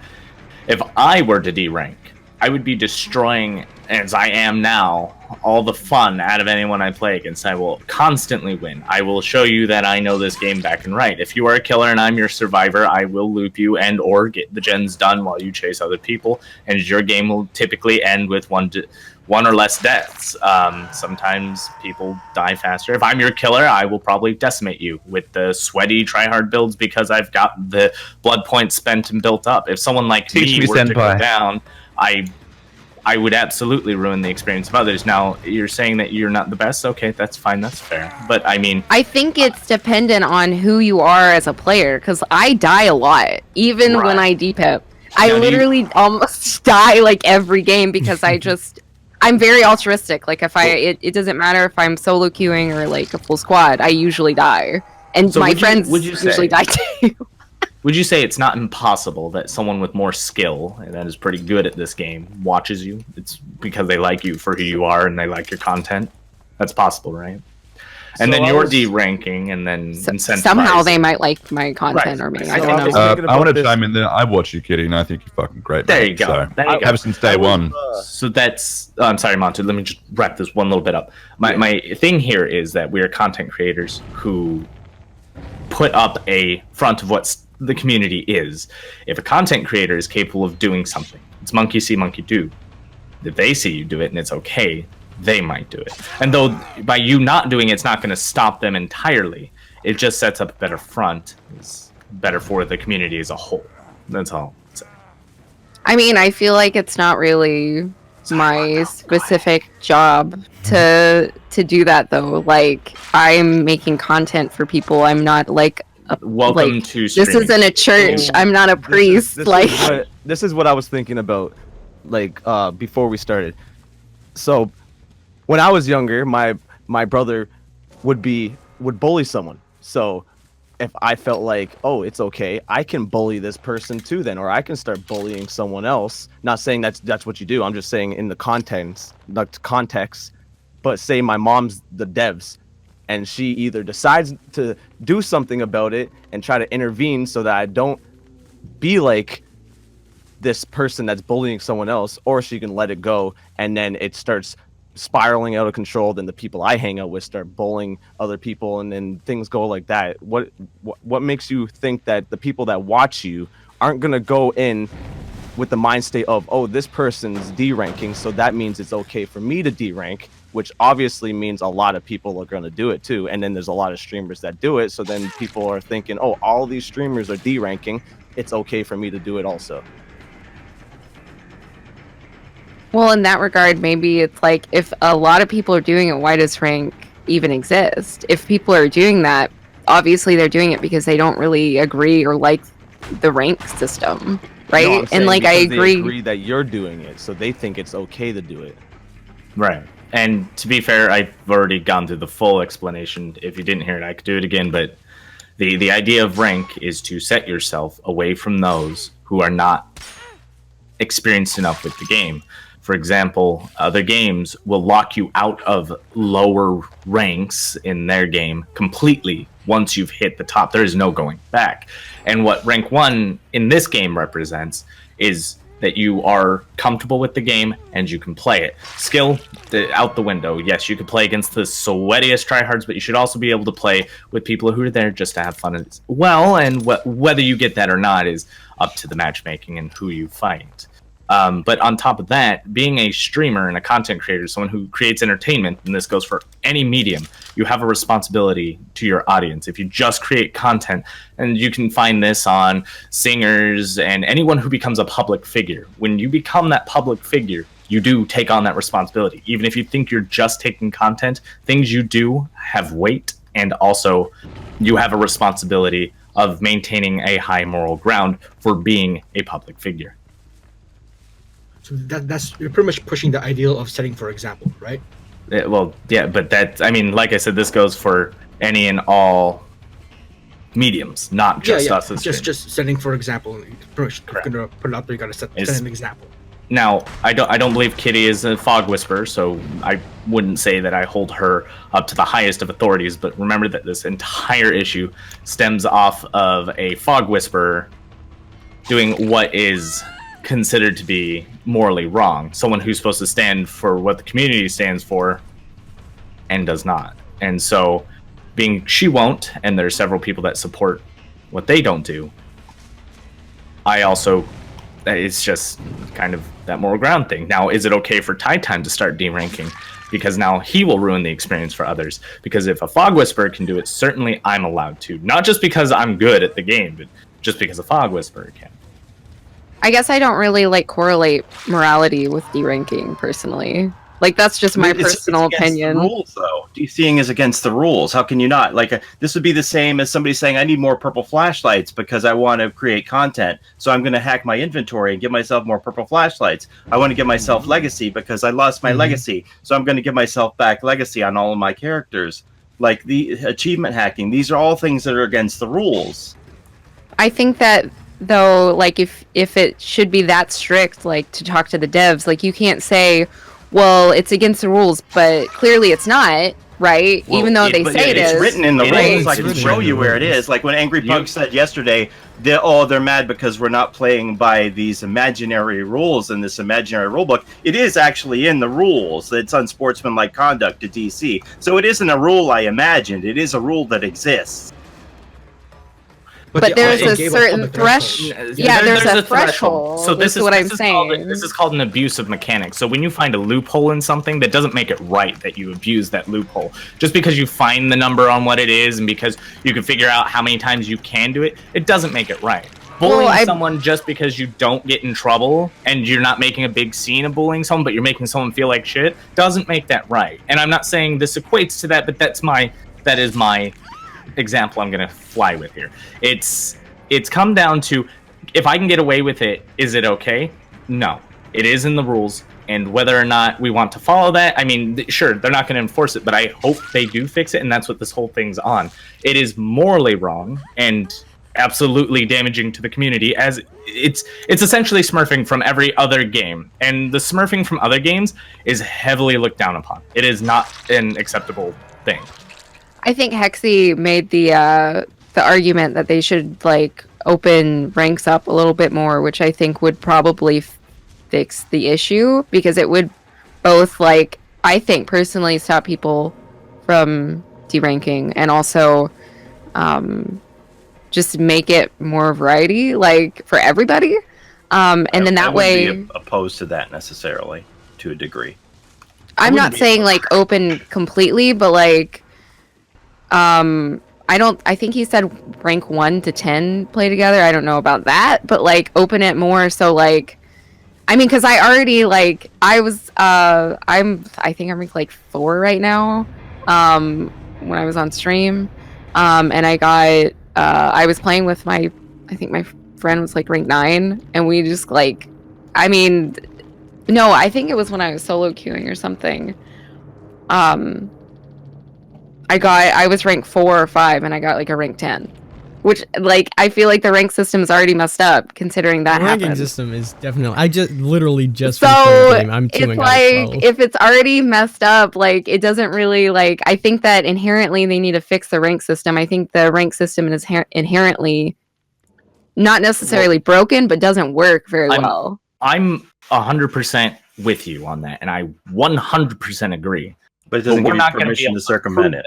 So, we shouldn't feed a totally separate problem just because something is broken. We as a community should show that there is a problem. We should provide proof, evidence, and advocate for change in the right manners. We should do this by the book, not just, I'm a content creator, I'm going to ignore, any change I have, because all of us do have a voice to the devs. They listen to all of us, and it only takes all of us talking to our friends and making open discussions like this to make change. Developers listen, especially behavior. They are good at that.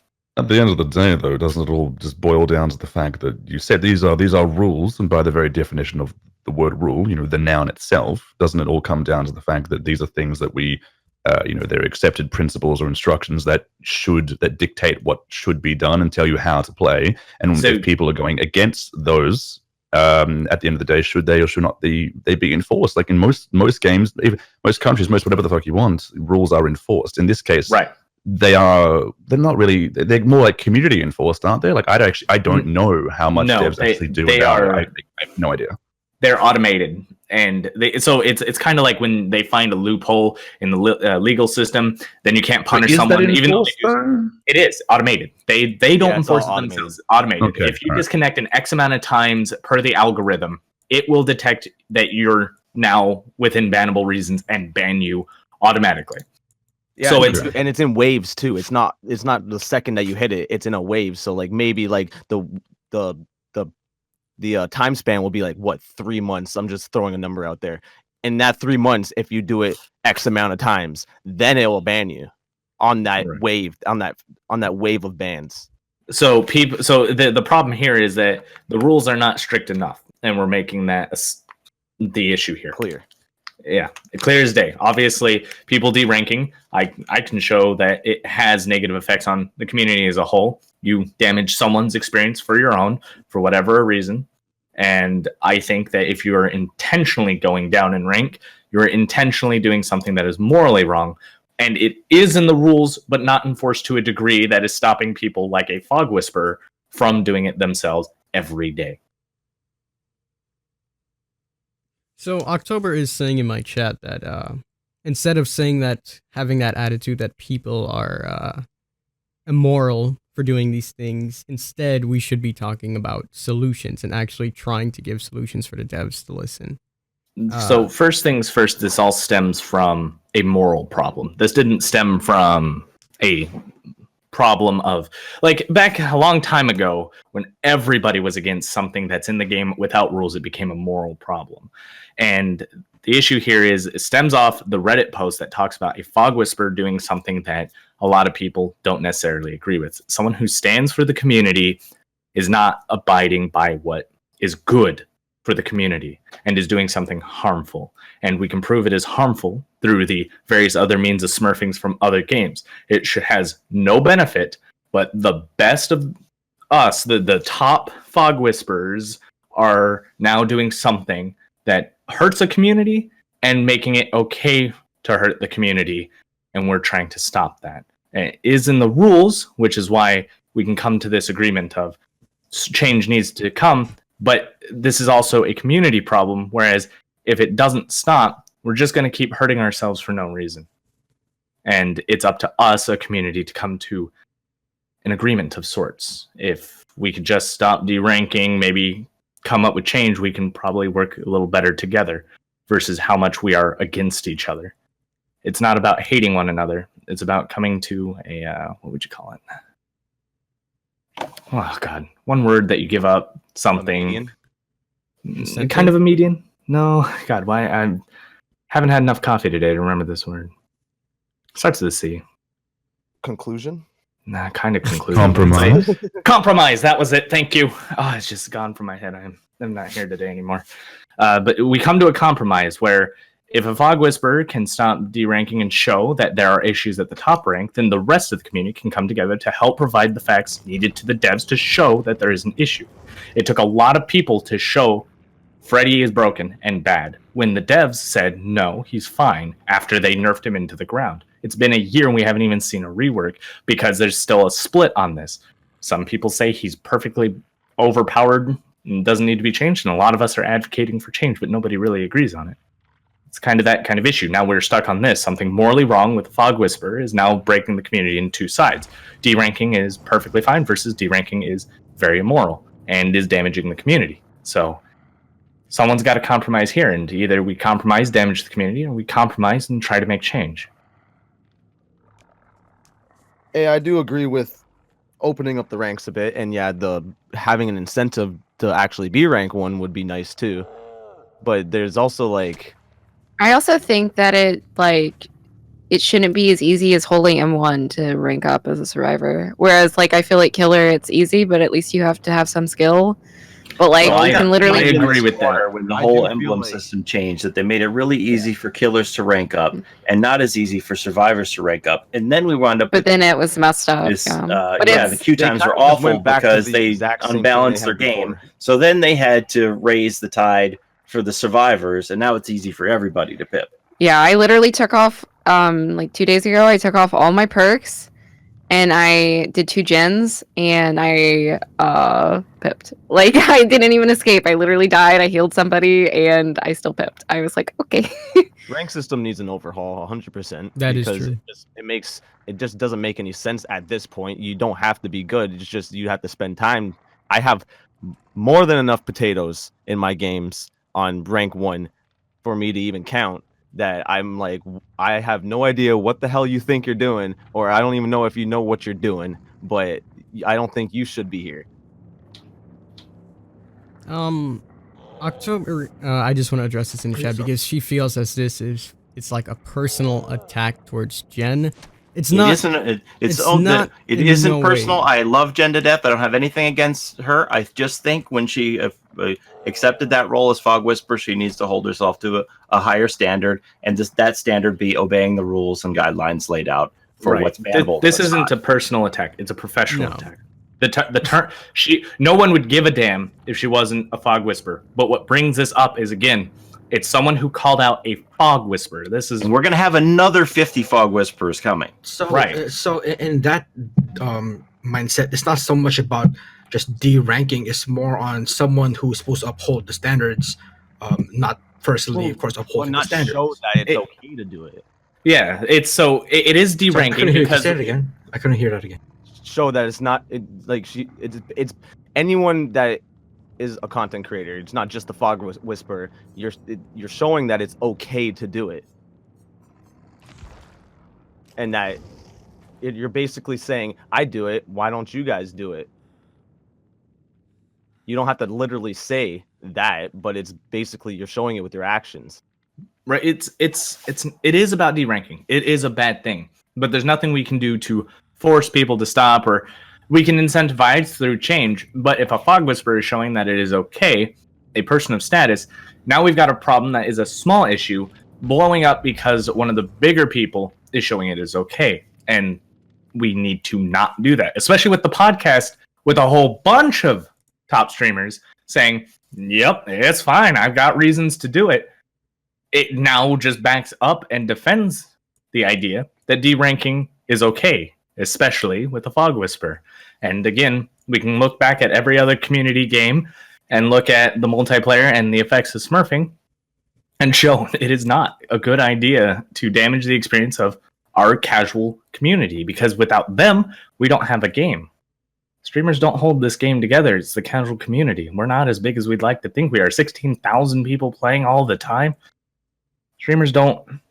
A lot of those people don't even look at streamers, but they're affected by us in a small way. I just think you aren't requiring enough of yourself as a Fog Whisperer if you're accepting these free orc cells, these free game codes, and you aren't even willing to adhere to the rules within the game. Like orc cells. It just boggles my mind. Like the requirement is very minimal. Let's play by the rules.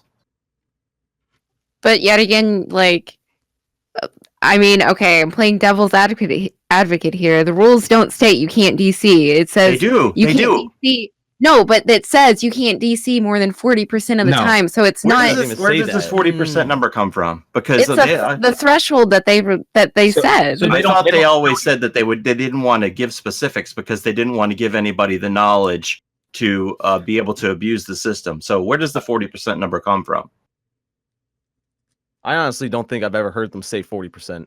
On top of that, they would never advocate and say, go ahead and quit 40% unless of the time. Unless that has to do with this tweet from Jen where she was told to cool it, and they told her she was nearing this 40% threshold or something. Like, I have no idea.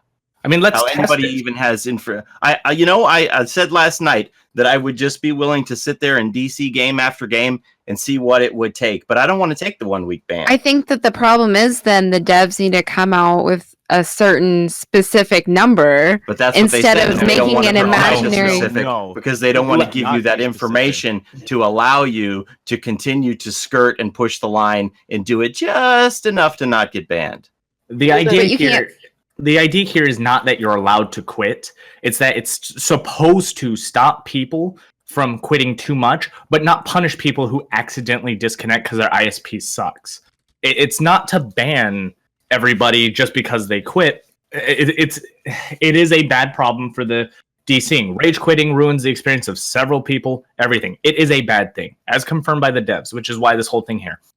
But people do legitimately sometimes just disconnect. I've done it. My ISP has dropped. No one's just accidentally DC'd 40% of their games, though. That's what I'm saying. No, that's not true, because that's why they put that 40% in there. Because yes, people are not all content creators. You're not thinking about the casuals, people who do have McDonald's Wi-Fi. The people you get there that have like my mom. When I used to live with her for the time, she had 1 megabyte download and like 502 kilobyte upload. If I were to play on that, I would lag like a crazy bastard.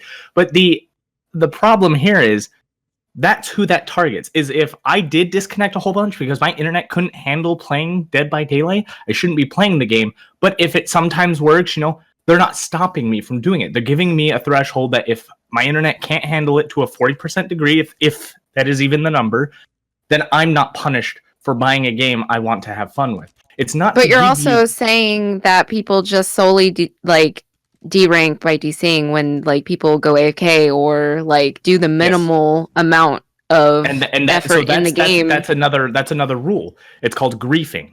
AFKing in a game is bannable, and you can record someone doing it. And yes, you can absolutely report. I remember when there was the bots that would just sit there and smack. And they had no rule against that. They had to make a rule to make it so that you can't bot a game and then just sit there and gather blood points and just. So they've done everything against farming. You can be banned for farming. Absolutely. Who's gotten banned for farming though? I don't know. They don't publicly talk about that. Have I banned someone for farming? Yeah. I've submitted a very good fair share of clips. I've submitted clips for people just basically farming me with the killer, just taking me off the hook, smack right back down. Take me off the hook, smack right back down. I remember if you want to ask not Queen, our community manager, if anyone's been banned for it, that would be the way to go. Like if you really want to. She'll probably tell you no, because again, that is considered private information. Developers will not usually talk about it.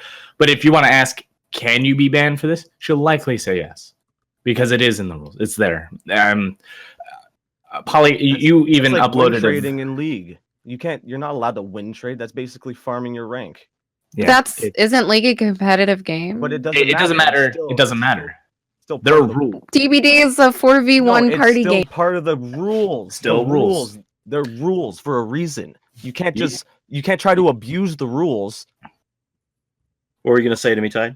Paulie, you had uploaded even a video about an exploit and kill your friends, about like getting multiple killers in at once. Yes, sir. I mean, I'll be happy to respond to that. Well, I'm not pushing that as a bad thing, but I just want to use it as an example. Because I believe that only works in Kill Your Friends. So in a sense, that's not. It became bannable to post exploits. Yeah, I know about on this. video. Monto was actually. I know about this. Unfortunately, I think it was Hag Space Program. They showed an exploit. They weren't even like. No, it wasn't even that. They landed on the new gen placement inside of the Ironworks. Yeah. Okay. So still, all they did was take a video and displayed something and received a ban. There's a terms of service in this game. One that you read, one that nobody reads because it is very long and like a legal document. In there, it actually explains to you everything you're not allowed to do in this game. And they do everything in their power to give you a fair chance. But it doesn't mean it's okay morally to do your best to find every loophole and abuse those loopholes, especially when it comes at the cost of someone else. So that's my argument, is that, yes, these are all rules. You can be banned. Are you going to be banned?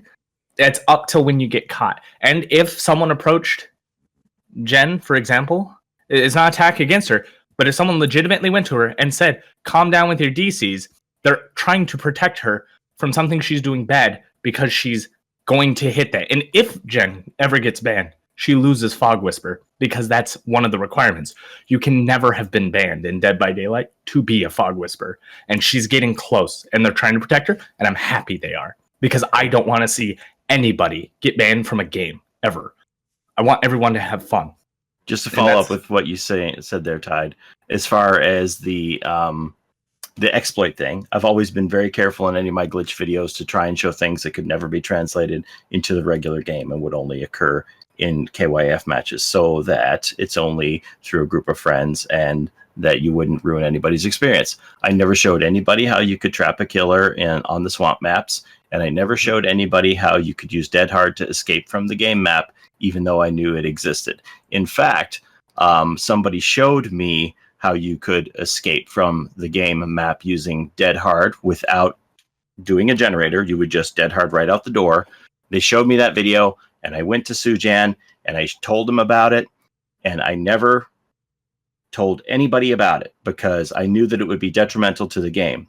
And a certain person who will remain nameless, dude, the next week showed everybody in a weekly video how you could escape from the game map using Dead Hard. So I gave Sujan a jump on this because I knew it was going to be bad for the game. Never showed it to anyone for my content creation, even though it would have been interesting and views. I wanted to insulate the game, protect the public matches from such behavior. Other people didn't feel the same way. The next thing you know, you have people flying out the gate using Dead Hard over and over again. Like I said, Sujan had a jump on it. He said, okay, thanks. I'm going to start working on this Monday morning, and it got sewn up pretty quickly.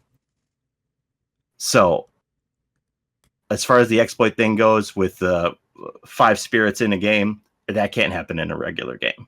And when I had that dialogue with Sujan, I said, if anything I ever do in a video you feel is detrimental to the community or the game, I will be happy to immediately stop it and remove said videos, no questions asked. And that's all I have to say about that. All right, so let's bring this conversation back to the whole idea now, with the whole depipping thing, because I see October here in my chat, and she's getting a little angsty. So now that we have both sides of the people, we talked about this many times, as I said multiple times in chat. I would like to hear from Kitty and maybe Crunchy, and Geef said it 7 times, but what is like a solid solution? What is advice that you can give to the devs on how we can fix this issue and we can move on as a community together?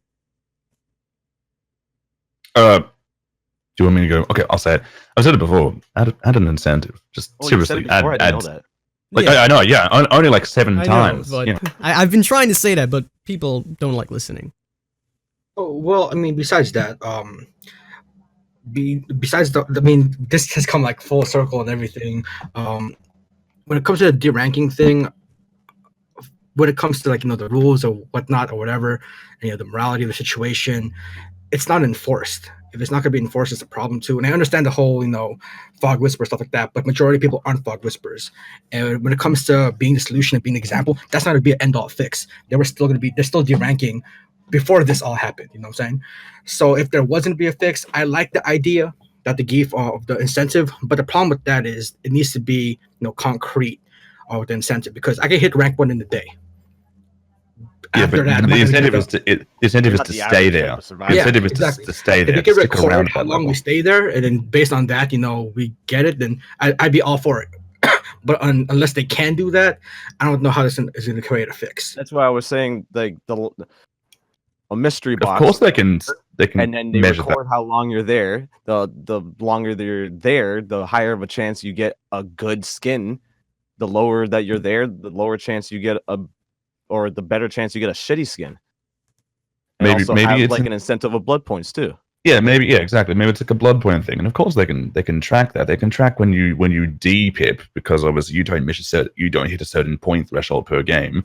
So it'd be very easy to track if you retain the pip or rather increase it. It'd be very easy. You could also award like 100 shards per day, whenever at a reason to stay, per day when you rank 1. People will not just DC, or maybe they'll still be like, oh, it's a doctor, I'm going to Narnia. Okay, I get that, but most people probably won't. Or open up ranks, like I said. It's an unpopular opinion, but just get rid of ranks in general. Not a lot of people like that idea, but just get rid of ranks. Just open them up more, which I think would fix a lot of it, because it would not only give people more variety that want the variety when they're at rank 1, it would also I think keep people from depipping on purpose. if we remove ranks, then everybody plays with everybody. And like, for example, if you want to stay away from me, a sweaty killer, you're stuck with me no matter what. Oh hell yeah, that's the thing. That's the whole like I don't mind playing against like really experienced killers, but I also don't want to do that over and over and over and over and over again. I just don't. I don't think anybody wants to do that for 14 hours a day. Like I just stream 13 hours Monday. Like, and I'm sorry, I just don't want to do that. I wouldn't be able to do that. I would only be able to stream for like 3 hours. I feel like if I could get like really try hard killers and then maybe like someone, not saying like, I think that rank should be like, I think there should be somehow like where new players aren't with experienced players, but like not to this extent. Like I think it's kind of silly in my opinion. And so like if I could just get like the variety, not just like with who I'm playing against, but like just different killers. Like I'm sorry, like I hardly ever see for instance like Freddy or the pig at rank 1. Like that's just my personal experience. People might see them, I don't know, but that's just my personal experience. I don't have the same experience. Yeah, I don't either. So someone brought up to me the EULA, which is the end user license agreement that we all agreed to by playing this game. And I know we're past this part, but I just want to read it real fast so there's no confusion for anybody everywhere. An exploiting errors in design, features which are not documented, and or bugs to gain access that otherwise would not be available or to obtain any competitive advantage is not allowed in Dead by Daylight. So in terms is there of more to that? No, that's it. That is the agreement. So as simple as that is when it comes to deranking and it being against the rules, to obtain any competitive advantage through means of errors in design, hence the 40% disconnect ratio that people are abusing, features which are not documented, or bugs that would grant you access to competitive edge, which is why trapping a killer in a map, for example, would be an unfair advantage. They can't hit you, you block them from doing anything, your whole team escapes, bannable. Monto reaching on top of something a killer can't get to, that is also bannable. Hey, he can get to it. Okay, I'm telling you, no, he got banned then. Oh my god! But anyways, to the point, anything that gives you a competitive advantage, even though we call this a party game, the word competitive advantage is still there to make sure that everybody has a fun and fair time. Deranking absolutely gives you a competitive advantage against those who are less skilled than you because they haven't played nearly as much. And I mean, if you're bumping into people of equal skill because they're also deranking, then that's just feeding them. What if they just took away you losing pips if you accidentally DC or if you DC? That way you can't do that. Right now, the reason that is not in place is because it's not dedicated servers. They cannot tell if you do that. They can only know that you left the game. Okay, well, why don't they just take it away if they know that you leave the game, and then that way no one can derank. So because then because they had that, they actually had that, and people were abusing other things that just I'm not. What were they abusing? The fact they don't depip if they're doing bad. Yeah. So now if I'm having a bad game, I'll just disconnect. There's no punishment. It is meant to be a punishment, but people are turning this punishment into an advantage for themselves that they enjoy, which is an issue. This is a whole issue, and I agree with all that. I advocate that we push ourselves to be at the proper ranks of wherever we belong and show there are issues and just ask for change. Mm-hmm. There's no reason to depip. There isn't a valid, justifiable reason that doesn't have an equivalent counter argument to it. It's I would disagree with that too. When it's valid and justifiable, but we've been through that already. We already know the reasons why. I can repeat them over and over again. It doesn't matter. The problem is, but variety isn't a justifiable reason. It isn't. To someone who's meant to have fun and not trying to advocate and try to be a role model, it can be. Well, it is an incentive, but it is not a justifiable reason. If you're not having fun at rank 1 and you're not getting a variety, that's a problem in the game. That's not a reason, a justifiable reason to derank. transition to is that we're avoiding all of the actual solutions, which is actually matchmaking. That's the biggest problem, is the matchmaking, and that's why I'm not towards all against having a casual game mode. I wouldn't mind that. Most other games we mentioned today have casual game modes. We can attempt that and see if it works, but I mean, other than that, the rank incentive might not be the only way to push it. I think I'm not advocating with solutions because we don't. I mean, we all have ideas, right? But we have an issue of people who are not at rank 1, and we can't come up with proper ideas. Because if there is variety at rank 1, because there are a lot of players that belong up there, but nobody's getting up there, then we're going to advocate for change that doesn't belong. The first step is to fix the community's steps, and then to gain the proof that we need to advocate for a proper change, not just ask. You know what I'm saying? Mm-hmm. A good thing is, let's craft a solution in the future, but stop feeding a separate problem. I mean, but you kind of like brought it up before, where people thought that Freddy was a shitbag killer, which he is. He literally sucks, and like he's still like a shit killer after a year and a half, right? But they're playtesting a rework, so after a year and a half. Yeah, they're being slow on that, but they actually implemented that they were reworking him all the way back in February. Whether or not, and this all comes down to skewed stats. Because people are disconnecting, it's really demolishing the stats that devs are pulling. And for example, when they said on stream that survivors have a 40% survival rate at rank 1, I call absolute bullshit on that being a correct number. It may be realistic because that's what people are doing, just to quit DPIP, but that skews the truth. I have a very high survival rate at rank 1. I can see why it it's also skewed. Oh, go ahead.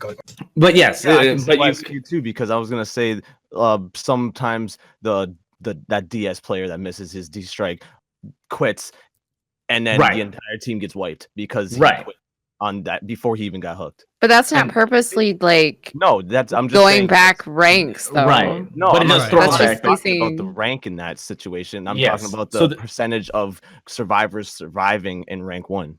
So there's several issues with that. But then we go back to the whole players who do D-rank do play Freddy sometimes. It's a very good possibility.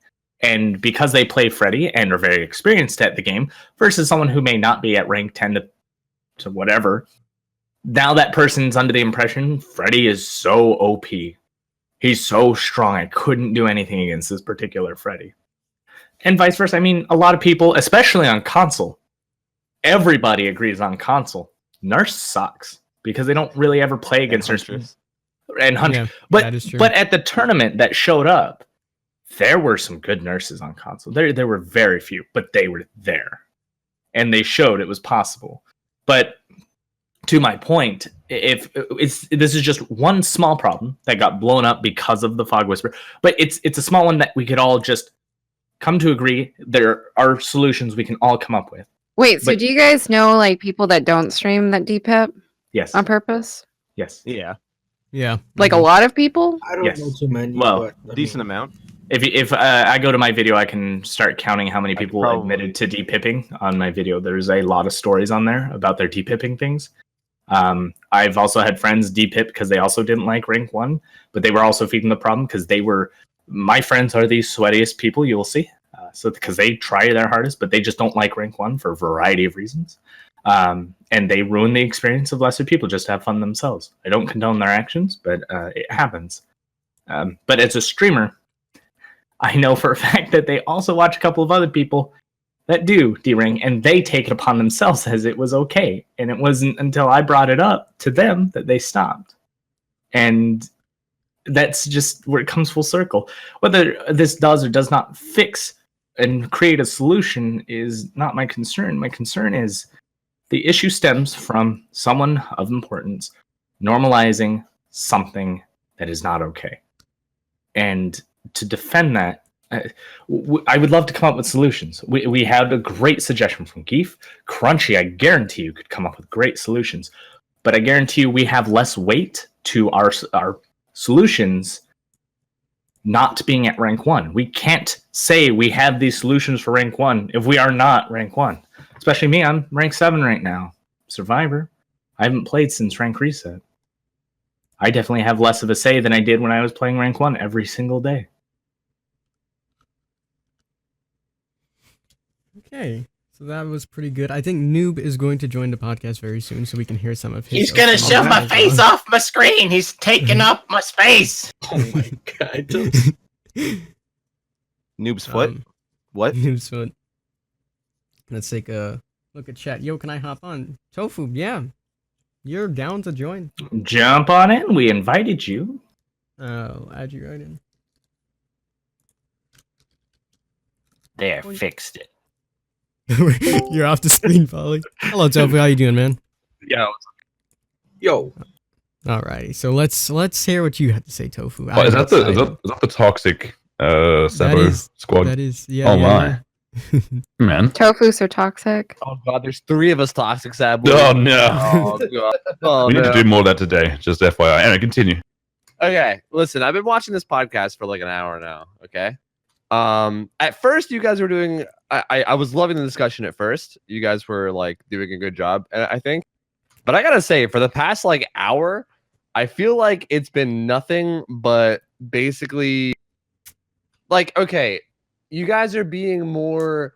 You guys aren't really being solution oriented. Like Tide literally just said a second ago that he's not even concerned with the solution and he's concerned with the streamer setting a bad example. Which don't get me wrong. I don't necessarily. But do we And have the the solution control is to make to the stop solution? doing it. We're not the devs. We don't have the control to make the solution. My offering solution is to not derank. Okay, and so it ends there. Okay, so then tell me this: what is the whole point of this podcast? Are you just trying to like convince these streamers to stop deranking? Are you trying to get them banned? Are you trying to convince the bans or the I'm not devs trying to that, get anybody banned. then It's I don't- to correct or wrong. okay, That's- so what's the point of the podcast if we're not going to be constructive? Then I don't understand. I been a don't lot see of- what's constructive. I think it's about very being constructive informational. to encourage people to what's right. discontinue premeditated deranking. I'm not doing this for money per se. I'm here to discuss something that I ultimately feel was overlapped in a separate podcast. That it became more normalized to be okay to derank and have justifiable reasons which weren't justifiable. Okay, Don't stand against that. My argument would be okay. Here's what I feel like.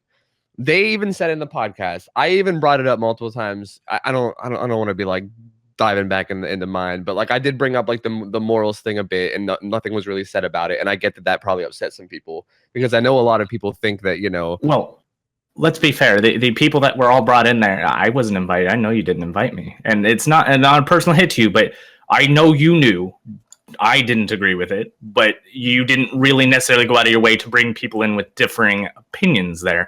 That was a friend click. Like I can tell you all of you why I knew didn't each other. invite you, Tide. I don't mind that I wasn't invited, but you see my point. You didn't bring someone. Yeah, no, with I opposing tried to opinion. invite. I tried to invite. Let's move on from that one because that's a can of worms. I'm just gonna say real quick that I tried very hard to get True Talent on, and he wouldn't get on. And I made it a point to try to get some people on that had opposing arguments, and all I could really come up with was who I came up with. In hindsight, I probably should have got someone else on that probably had a like very passionate opinion. But I will say that I don't blame True for not coming into that lion's den, and I will also give Kittychipz a lot of credit for coming into what may be perceived as his lion's den. Mm-hmm. I mean, I guess I just have giant balls, so. I mean, Tofu, if you were trying, again, I'm not trying to open a can of worms, but you're trying to be objective, I was always there. And I'm not saying you should have invited me. I'm saying that if you couldn't do that to get someone else, then your stream really didn't do anything we didn't do. And I told that to King too. I said, if we don't get somebody who has a differing opinion, it just becomes another circle jerk of just agreeing and no real debate of two opposing sides come together. Here's what I think. I think that the debate on this podcast is more about the moral standard of is deranking wrong and like should like these top streamers that are deranking, should they stop? And it's more like this might be a little like hyperbolic, but like you guys are in a sense sort of like shaming it and like shaming the streamers for doing it. I don't even think that's hyperbolic. I think that's just kind of what's happening. It's something against the room. It is wrong, and yes, we are. I would absolutely, especially. I don't see how anyone could condone it. I think that the argument that they gave me was pretty solid. I still don't. I think the holes that you guys poked in that argument was basically anecdotal. Like, for instance, the main argument, the only argument that I think myself, like, this is personal opinion, that I think is correct about deranking. Now, I want to say beforehand, I don't like deranking either. I don't derank myself. I don't think it's good for experienced players to play against new players. Like, I agree with all that. Don't get me wrong. I don't do it myself. You know what I mean? I don't necessarily agree with it. But if I do understand the point of view that, and in my experience at rank 1 is playing against the same people all the time. I can load into a game sometimes. Like, it's like probably like 50% of my games. It's not every single one, but I also play during the day, where I'll load into a game, see who my killer is, know exactly what they're going to do. I'll know who they're playing. I'll know like probably the perks that they run. There's no variety, you know, and it's even worse late at night. Like, I literally watched, I mean, we're all talking about Jen here. I watched Jen stream at one point, and she played with she was playing with her friends at rank 1. It was like Edgar and Blizzard. They played against the same killer 7 times in a row. On stream, 7 times in a row. That's not hearsay. I don't believe them. That's a fact. It literally happened live on their stream. It's happened. I agree. You can just not go into a lobby for a good 3 minutes, and you will completely miss that killer. See, so that's something that you can But she's do. trying to stream. Why would you tell a streamer to just sit there for 3 minutes? Like, that doesn't make any sense. But you would rather waste time after stream and D-rank for 25 fucking pips? That's not a waste of time too? I'm not gonna lie too. I'm a streamer too, though, and I waited 15 minutes in a lobby, no problem. I just did something else, did something. I made sure that people are happy the way they are, and I know she's capable. She does it all the time. She's Jen. She's there. She's got a good audience. The issue here, though, is that it's something that is wrong, against the rules, and it's being condoned and defended. Which, again, it's kind of like one of those things that I can't believe that we are even at the point of discussing if this is okay or not. It's not. So much so that people are trying to stop her, to protect her, to calm her down. But, you know, then if she finds another way to DPIP, and God forbid it's a third-party application that just sets your rank, then that's beyond bannable. And until someone speaks up about it, quote-unquote, shame her and point it out, then action will be taken. And again, this isn't about getting someone banned. It's about setting something right. If Jen knows it's wrong, but defends it to be right because she wants to create content, but a lot of other streamers can create the same content at rank 1, no problem. There's something here. We got to come to a conclusion or a compromise that would ultimately, that's the word, yeah. I don't think there's going to be a compromise. Like, people are probably just still going to do it. Like, I don't.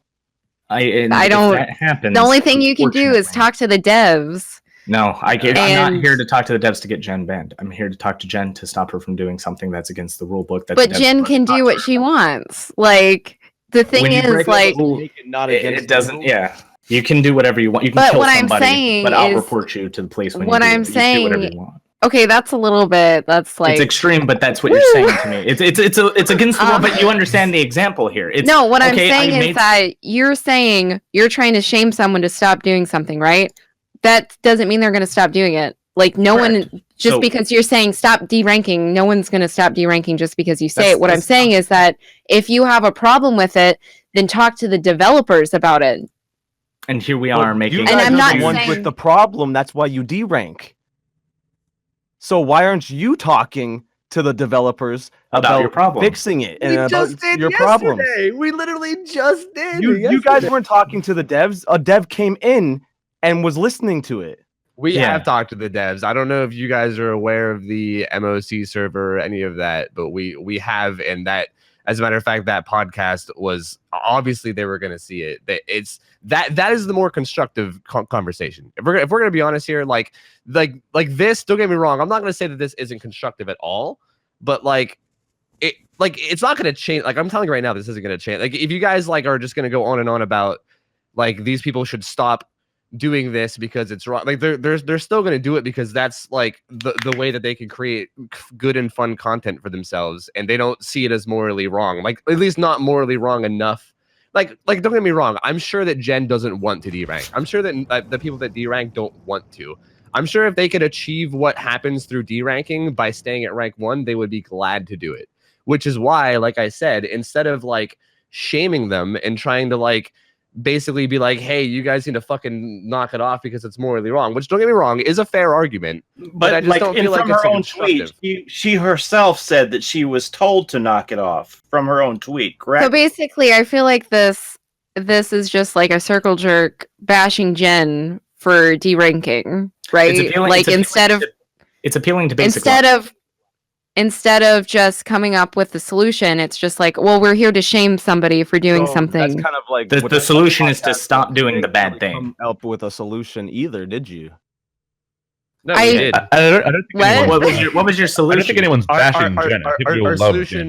Our solution I have no problem with anyone. I don't give a. Well, hold on. Let Tofu talk. But it's still wrong. I really do want to hear what Tofu's solution is. If you guys want to know what our solution we came up with as a group, it was to open up matchmaking so that there's more variety. Maybe like open it up like a slight better rank. And, yeah, you guys did talk about it, which is what I said. I like the beginning of the conversation.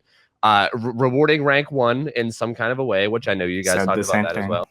And also possibly when it's all fixed, then punishing deranking. Why when it's fixed? Why not now? It's a bad thing now. Smurfing, deranking, all bad. It's proven within communities to be bad. This isn't a developer problem. This is a community problem. And if you and the others are like, you know what, fuck the community, we'll do what we want because it helps us at the expense of others, then I can't tell the devs to do anything about that. You could do whatever the fuck you want. The problem is, it's a community thing. And this community has gone through some serious shit. The fact you couldn't even come to me to talk to me is a massive problem. And yes, we've had our problems before, but I can always have a civil conversation with anybody. And it comes down to this community is just shattered all over the place. Nobody gets along. This is one of the worst communities, unfortunately, within gaming. And we're not even a MOBA. We're not even a competitive game. We're just really bad at talking to each other. We're really bad at not doing things that impede others' enjoyment. We just do what's right for us. And that's what this is for. We have a fog whisperer who is the top of the moral chain, who is special treatment from behavior, because that's what fog whisperers are for. And they're doing something wrong, something that has proven to hurt other communities. And we're okay with this up until developers fix it. Do you condone what every other deranking streamer does? Yes or no? I think that they have some reasons for doing it, and I don't necessarily think that they're extremely wrong. I think that there's definitely valid arguments to both sides. I think that it is wrong so you in condone one way. It. It's a yes or no. No, it's not a yes or no. I think it's a gray area. It is. It's a gray area. Yeah, I think I sort of condone it. You can condone the deranking. But I also think it's very bad, and I think it should be changed, and I think it should be fixed. It's not gray. It's the thing is, deranking itself and ruining the experience of others is proven to be bad. That is not gray. Do you or do you not condone the ruining of experience of others? You'll say no, which is fine because you're not a bad person. So the idea, though, here is she's got reasons to not want to be at rank 1. I understand this. Does not make feeding a separate problem a good thing or a right thing to do. So, like, what you're saying is that, like, because there's an issue with everything else in the game doesn't mean that it's okay to derank. Is what correct. Which I don't get me wrong. I totally understand that point of view, but their side of the view is that, like, this is their livelihood, this is their job, and they're going to do what they got to do to, like, actually have a good time and have fun. Even if it's slightly morally wrong, they think that it, you know, anyway, I don't want to speak for anybody because I don't know. So speak for yourself. Exactly you don't derank. Why? Because I would probably feel bad. I mean, you're not wrong. Honestly, it's partially because I'm lazy, because I don't want to take the time to do it. Okay. You know? But you can make good content at rank 1. You do a fair good job, don't you? You're capable. I feel like I honestly feel like I would make much better content if I deranked. I'm gonna be honest. I really think I would. I see their point of view. Because you take advantage again, and that's the taking advantage. That's the moral thing. You can absolutely make way better content when you can always show dominance in something, and it'll be that way all the time. 360 montages are out there all the time, and they're against people who aren't necessarily that great, and they take advantage of the whole deranking thing. Not even just that, but being at a lower rank. Do you mind if I just want to say that I don't for me, when I say better content, I don't even think it's deranking. I think good content comes from genuine fun. I think if you're genuinely not having fun with something, it shows, and if you're genuinely having fun, it does show as a streamer, as a and running into the same killer 7 times in a row. It's the same reason why I don't do like kill your friends with subs or whatever. Because like when games are easily predictable and you already know everything that's going to happen in a game, it kind of loses its like it's fun, right? Like I think that I would have more fun deranking because of the variety. Because I wouldn't load up like see the killer with like with like legacy pants and it's a Billy and I'm like, oh, that's Ryan Pez. I know he's really good at the game. I know exactly how he's gonna mind game every tile. And it's like it still has potential to be fun sometimes, but if it's like over and over and over again, sometimes you're just like, okay, I want something different, And it's either that or quit the game entirely. And a lot of people don't want to quit the game entirely, So let me ask Tofu, why didn't we, all of us, advocate for change a year ago? When we, she's been, the only reason this is all brought up is because someone got caught out and is shamed for doing something wrong. Now we're coming up with a solution only because we all spoke up about it. I would say probably, yeah. I just don't think I think that most of the people that derank are of the opinion that most people view this game as a very casual game and no one really cares too much about the like competitive integrity, and they just didn't really view it as like that wrong, Well, right, but if it is casual, why go out of the way to ruin someone else? It's just a casual game. Load it up. Because a lot of the time, if you go against the same killer over and over again, who's like I said before, Omega Blink, Ruin, No Ed Nurse, that's not casual. How is that casual at all? Like playing against that, it's not. That's literally ruins the casual aspect that I specifically, and I can't speak for everybody, but that ruins it for me. And like I said, maybe I'm not meant to be at rank 1. Maybe rank 1 should be harder like it used to be, but no killers will be able to get games at rank 1 because it'll be too hard to get there for survivors. That's the whole point. I specifically derank. It's so easy because I play the game so much to get to rank 1, and it's not. I'm not good enough to be at rank 1. But that's saying that rank 1 is about skill. It's not. It is just time. And yes, quite. No, you're saying that that people ruin people's experience if you depip, right? Well, if it's not about skill and it's about time, then what are you saying? That doesn't make any sense. Because you 40 hours ago was worse than you are 40 hours now. And you got to rank 1. You spent the time already. Those people typically at the lower ranks have not spent the time you did to get to rank 1. Anybody can get to rank 1. It requires so why isn't everybody at rank 1? Because there are people that don't play fucking 200 hours like I do in 2 weeks. So I think a lot of what this has been for the past 2 hours, real talk, has been about who is depipping and why they are doing it, and less about how to fix the issue as a large. Now we've maybe touched on that for probably about 5 to 10 minutes of this close to 2 hours. So if there's some other further discussions on that, I'd love to hear it. No, deranking's bad. I don't condone it, and that's no. I know. How to fix but that's moving from that. How to fix it is just it's up to us. It's us. If we derank, okay, good. So nothing really to do with anything to fix it. We've added or potentially stated. No, we've said everything. If we really want to fix it, then we just basically have to put our fucking heads together and actually try as a community. As a community, yeah. No single person is going to be able to do it. We have to bring it right to the devs and then be like, we need this fixed because it's starting to get bad. Not Queen once told me if there was an issue that needed fixed, the community had to make a fire about it. There is a fire now. And if we all agree on a solution, be it what Tofu's stream and this stream has come together on, then we've done good. How late are you for stream, Geef? I actually decided to go live instead. I'm actually watching live. Oh, okay. Hi, Geef. How are you, Crunchy? Anyway, so yeah, I decided to go live because I figured, why not? This is a good discussion. We're all discussing it. Let's continue, please. But and then no, more eyes on it is better anyway. So that is good. I think we, like I said, at the beginning was good. All We got fixed? into some great areas, but I think we pretty much wrapped it up. Pretty much everything is done here. So I'm gonna close it off here for my stream, and I thank everyone for coming on and having this discussion. Some places were, some places were good, but hopefully, as you guys said, the devs can take a look at this and figure a solution out. So Can I just real quick? Yeah. And before we all know everything is all out of hot in here and serious. The devs are gonna have to chime into this for things to get fully fixed, and it is our job to try and get the word out there. And we have, and that was part of the dev stream today, where they said they took notice of Tofu's podcast yesterday. Yeah, so they just were unprepared to make a response, because it was so hot on the heels of the dev stream. So we'll just have to see where it goes from here.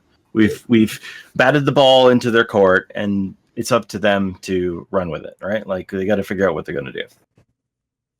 I agree. But on a more personal note, for everybody that may be listening, whether you agree or not, play the game however way you want it.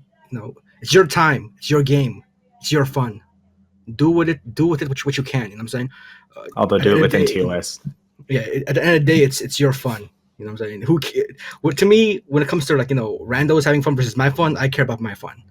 And I'm a rank 1 player, so I have fun regardless. But yeah, take that away. Just have fun with the game, guys. It's not that serious. Relax. Well said. All right. So on that note, I think we are all done. I thank everyone for coming out today. We had Bricky, we had Kitty, Crunchy, Geef, Monto, Noob for like a couple of seconds, Tofu for coming out, Paulie, and Tide. So thank you, everyone, for coming out. I appreciate it, and we'll catch you guys next time. Take care. all about this money. I don't care about no thigh. Girl, you don't know about me. So get off my fucking D. Boy, I'm out.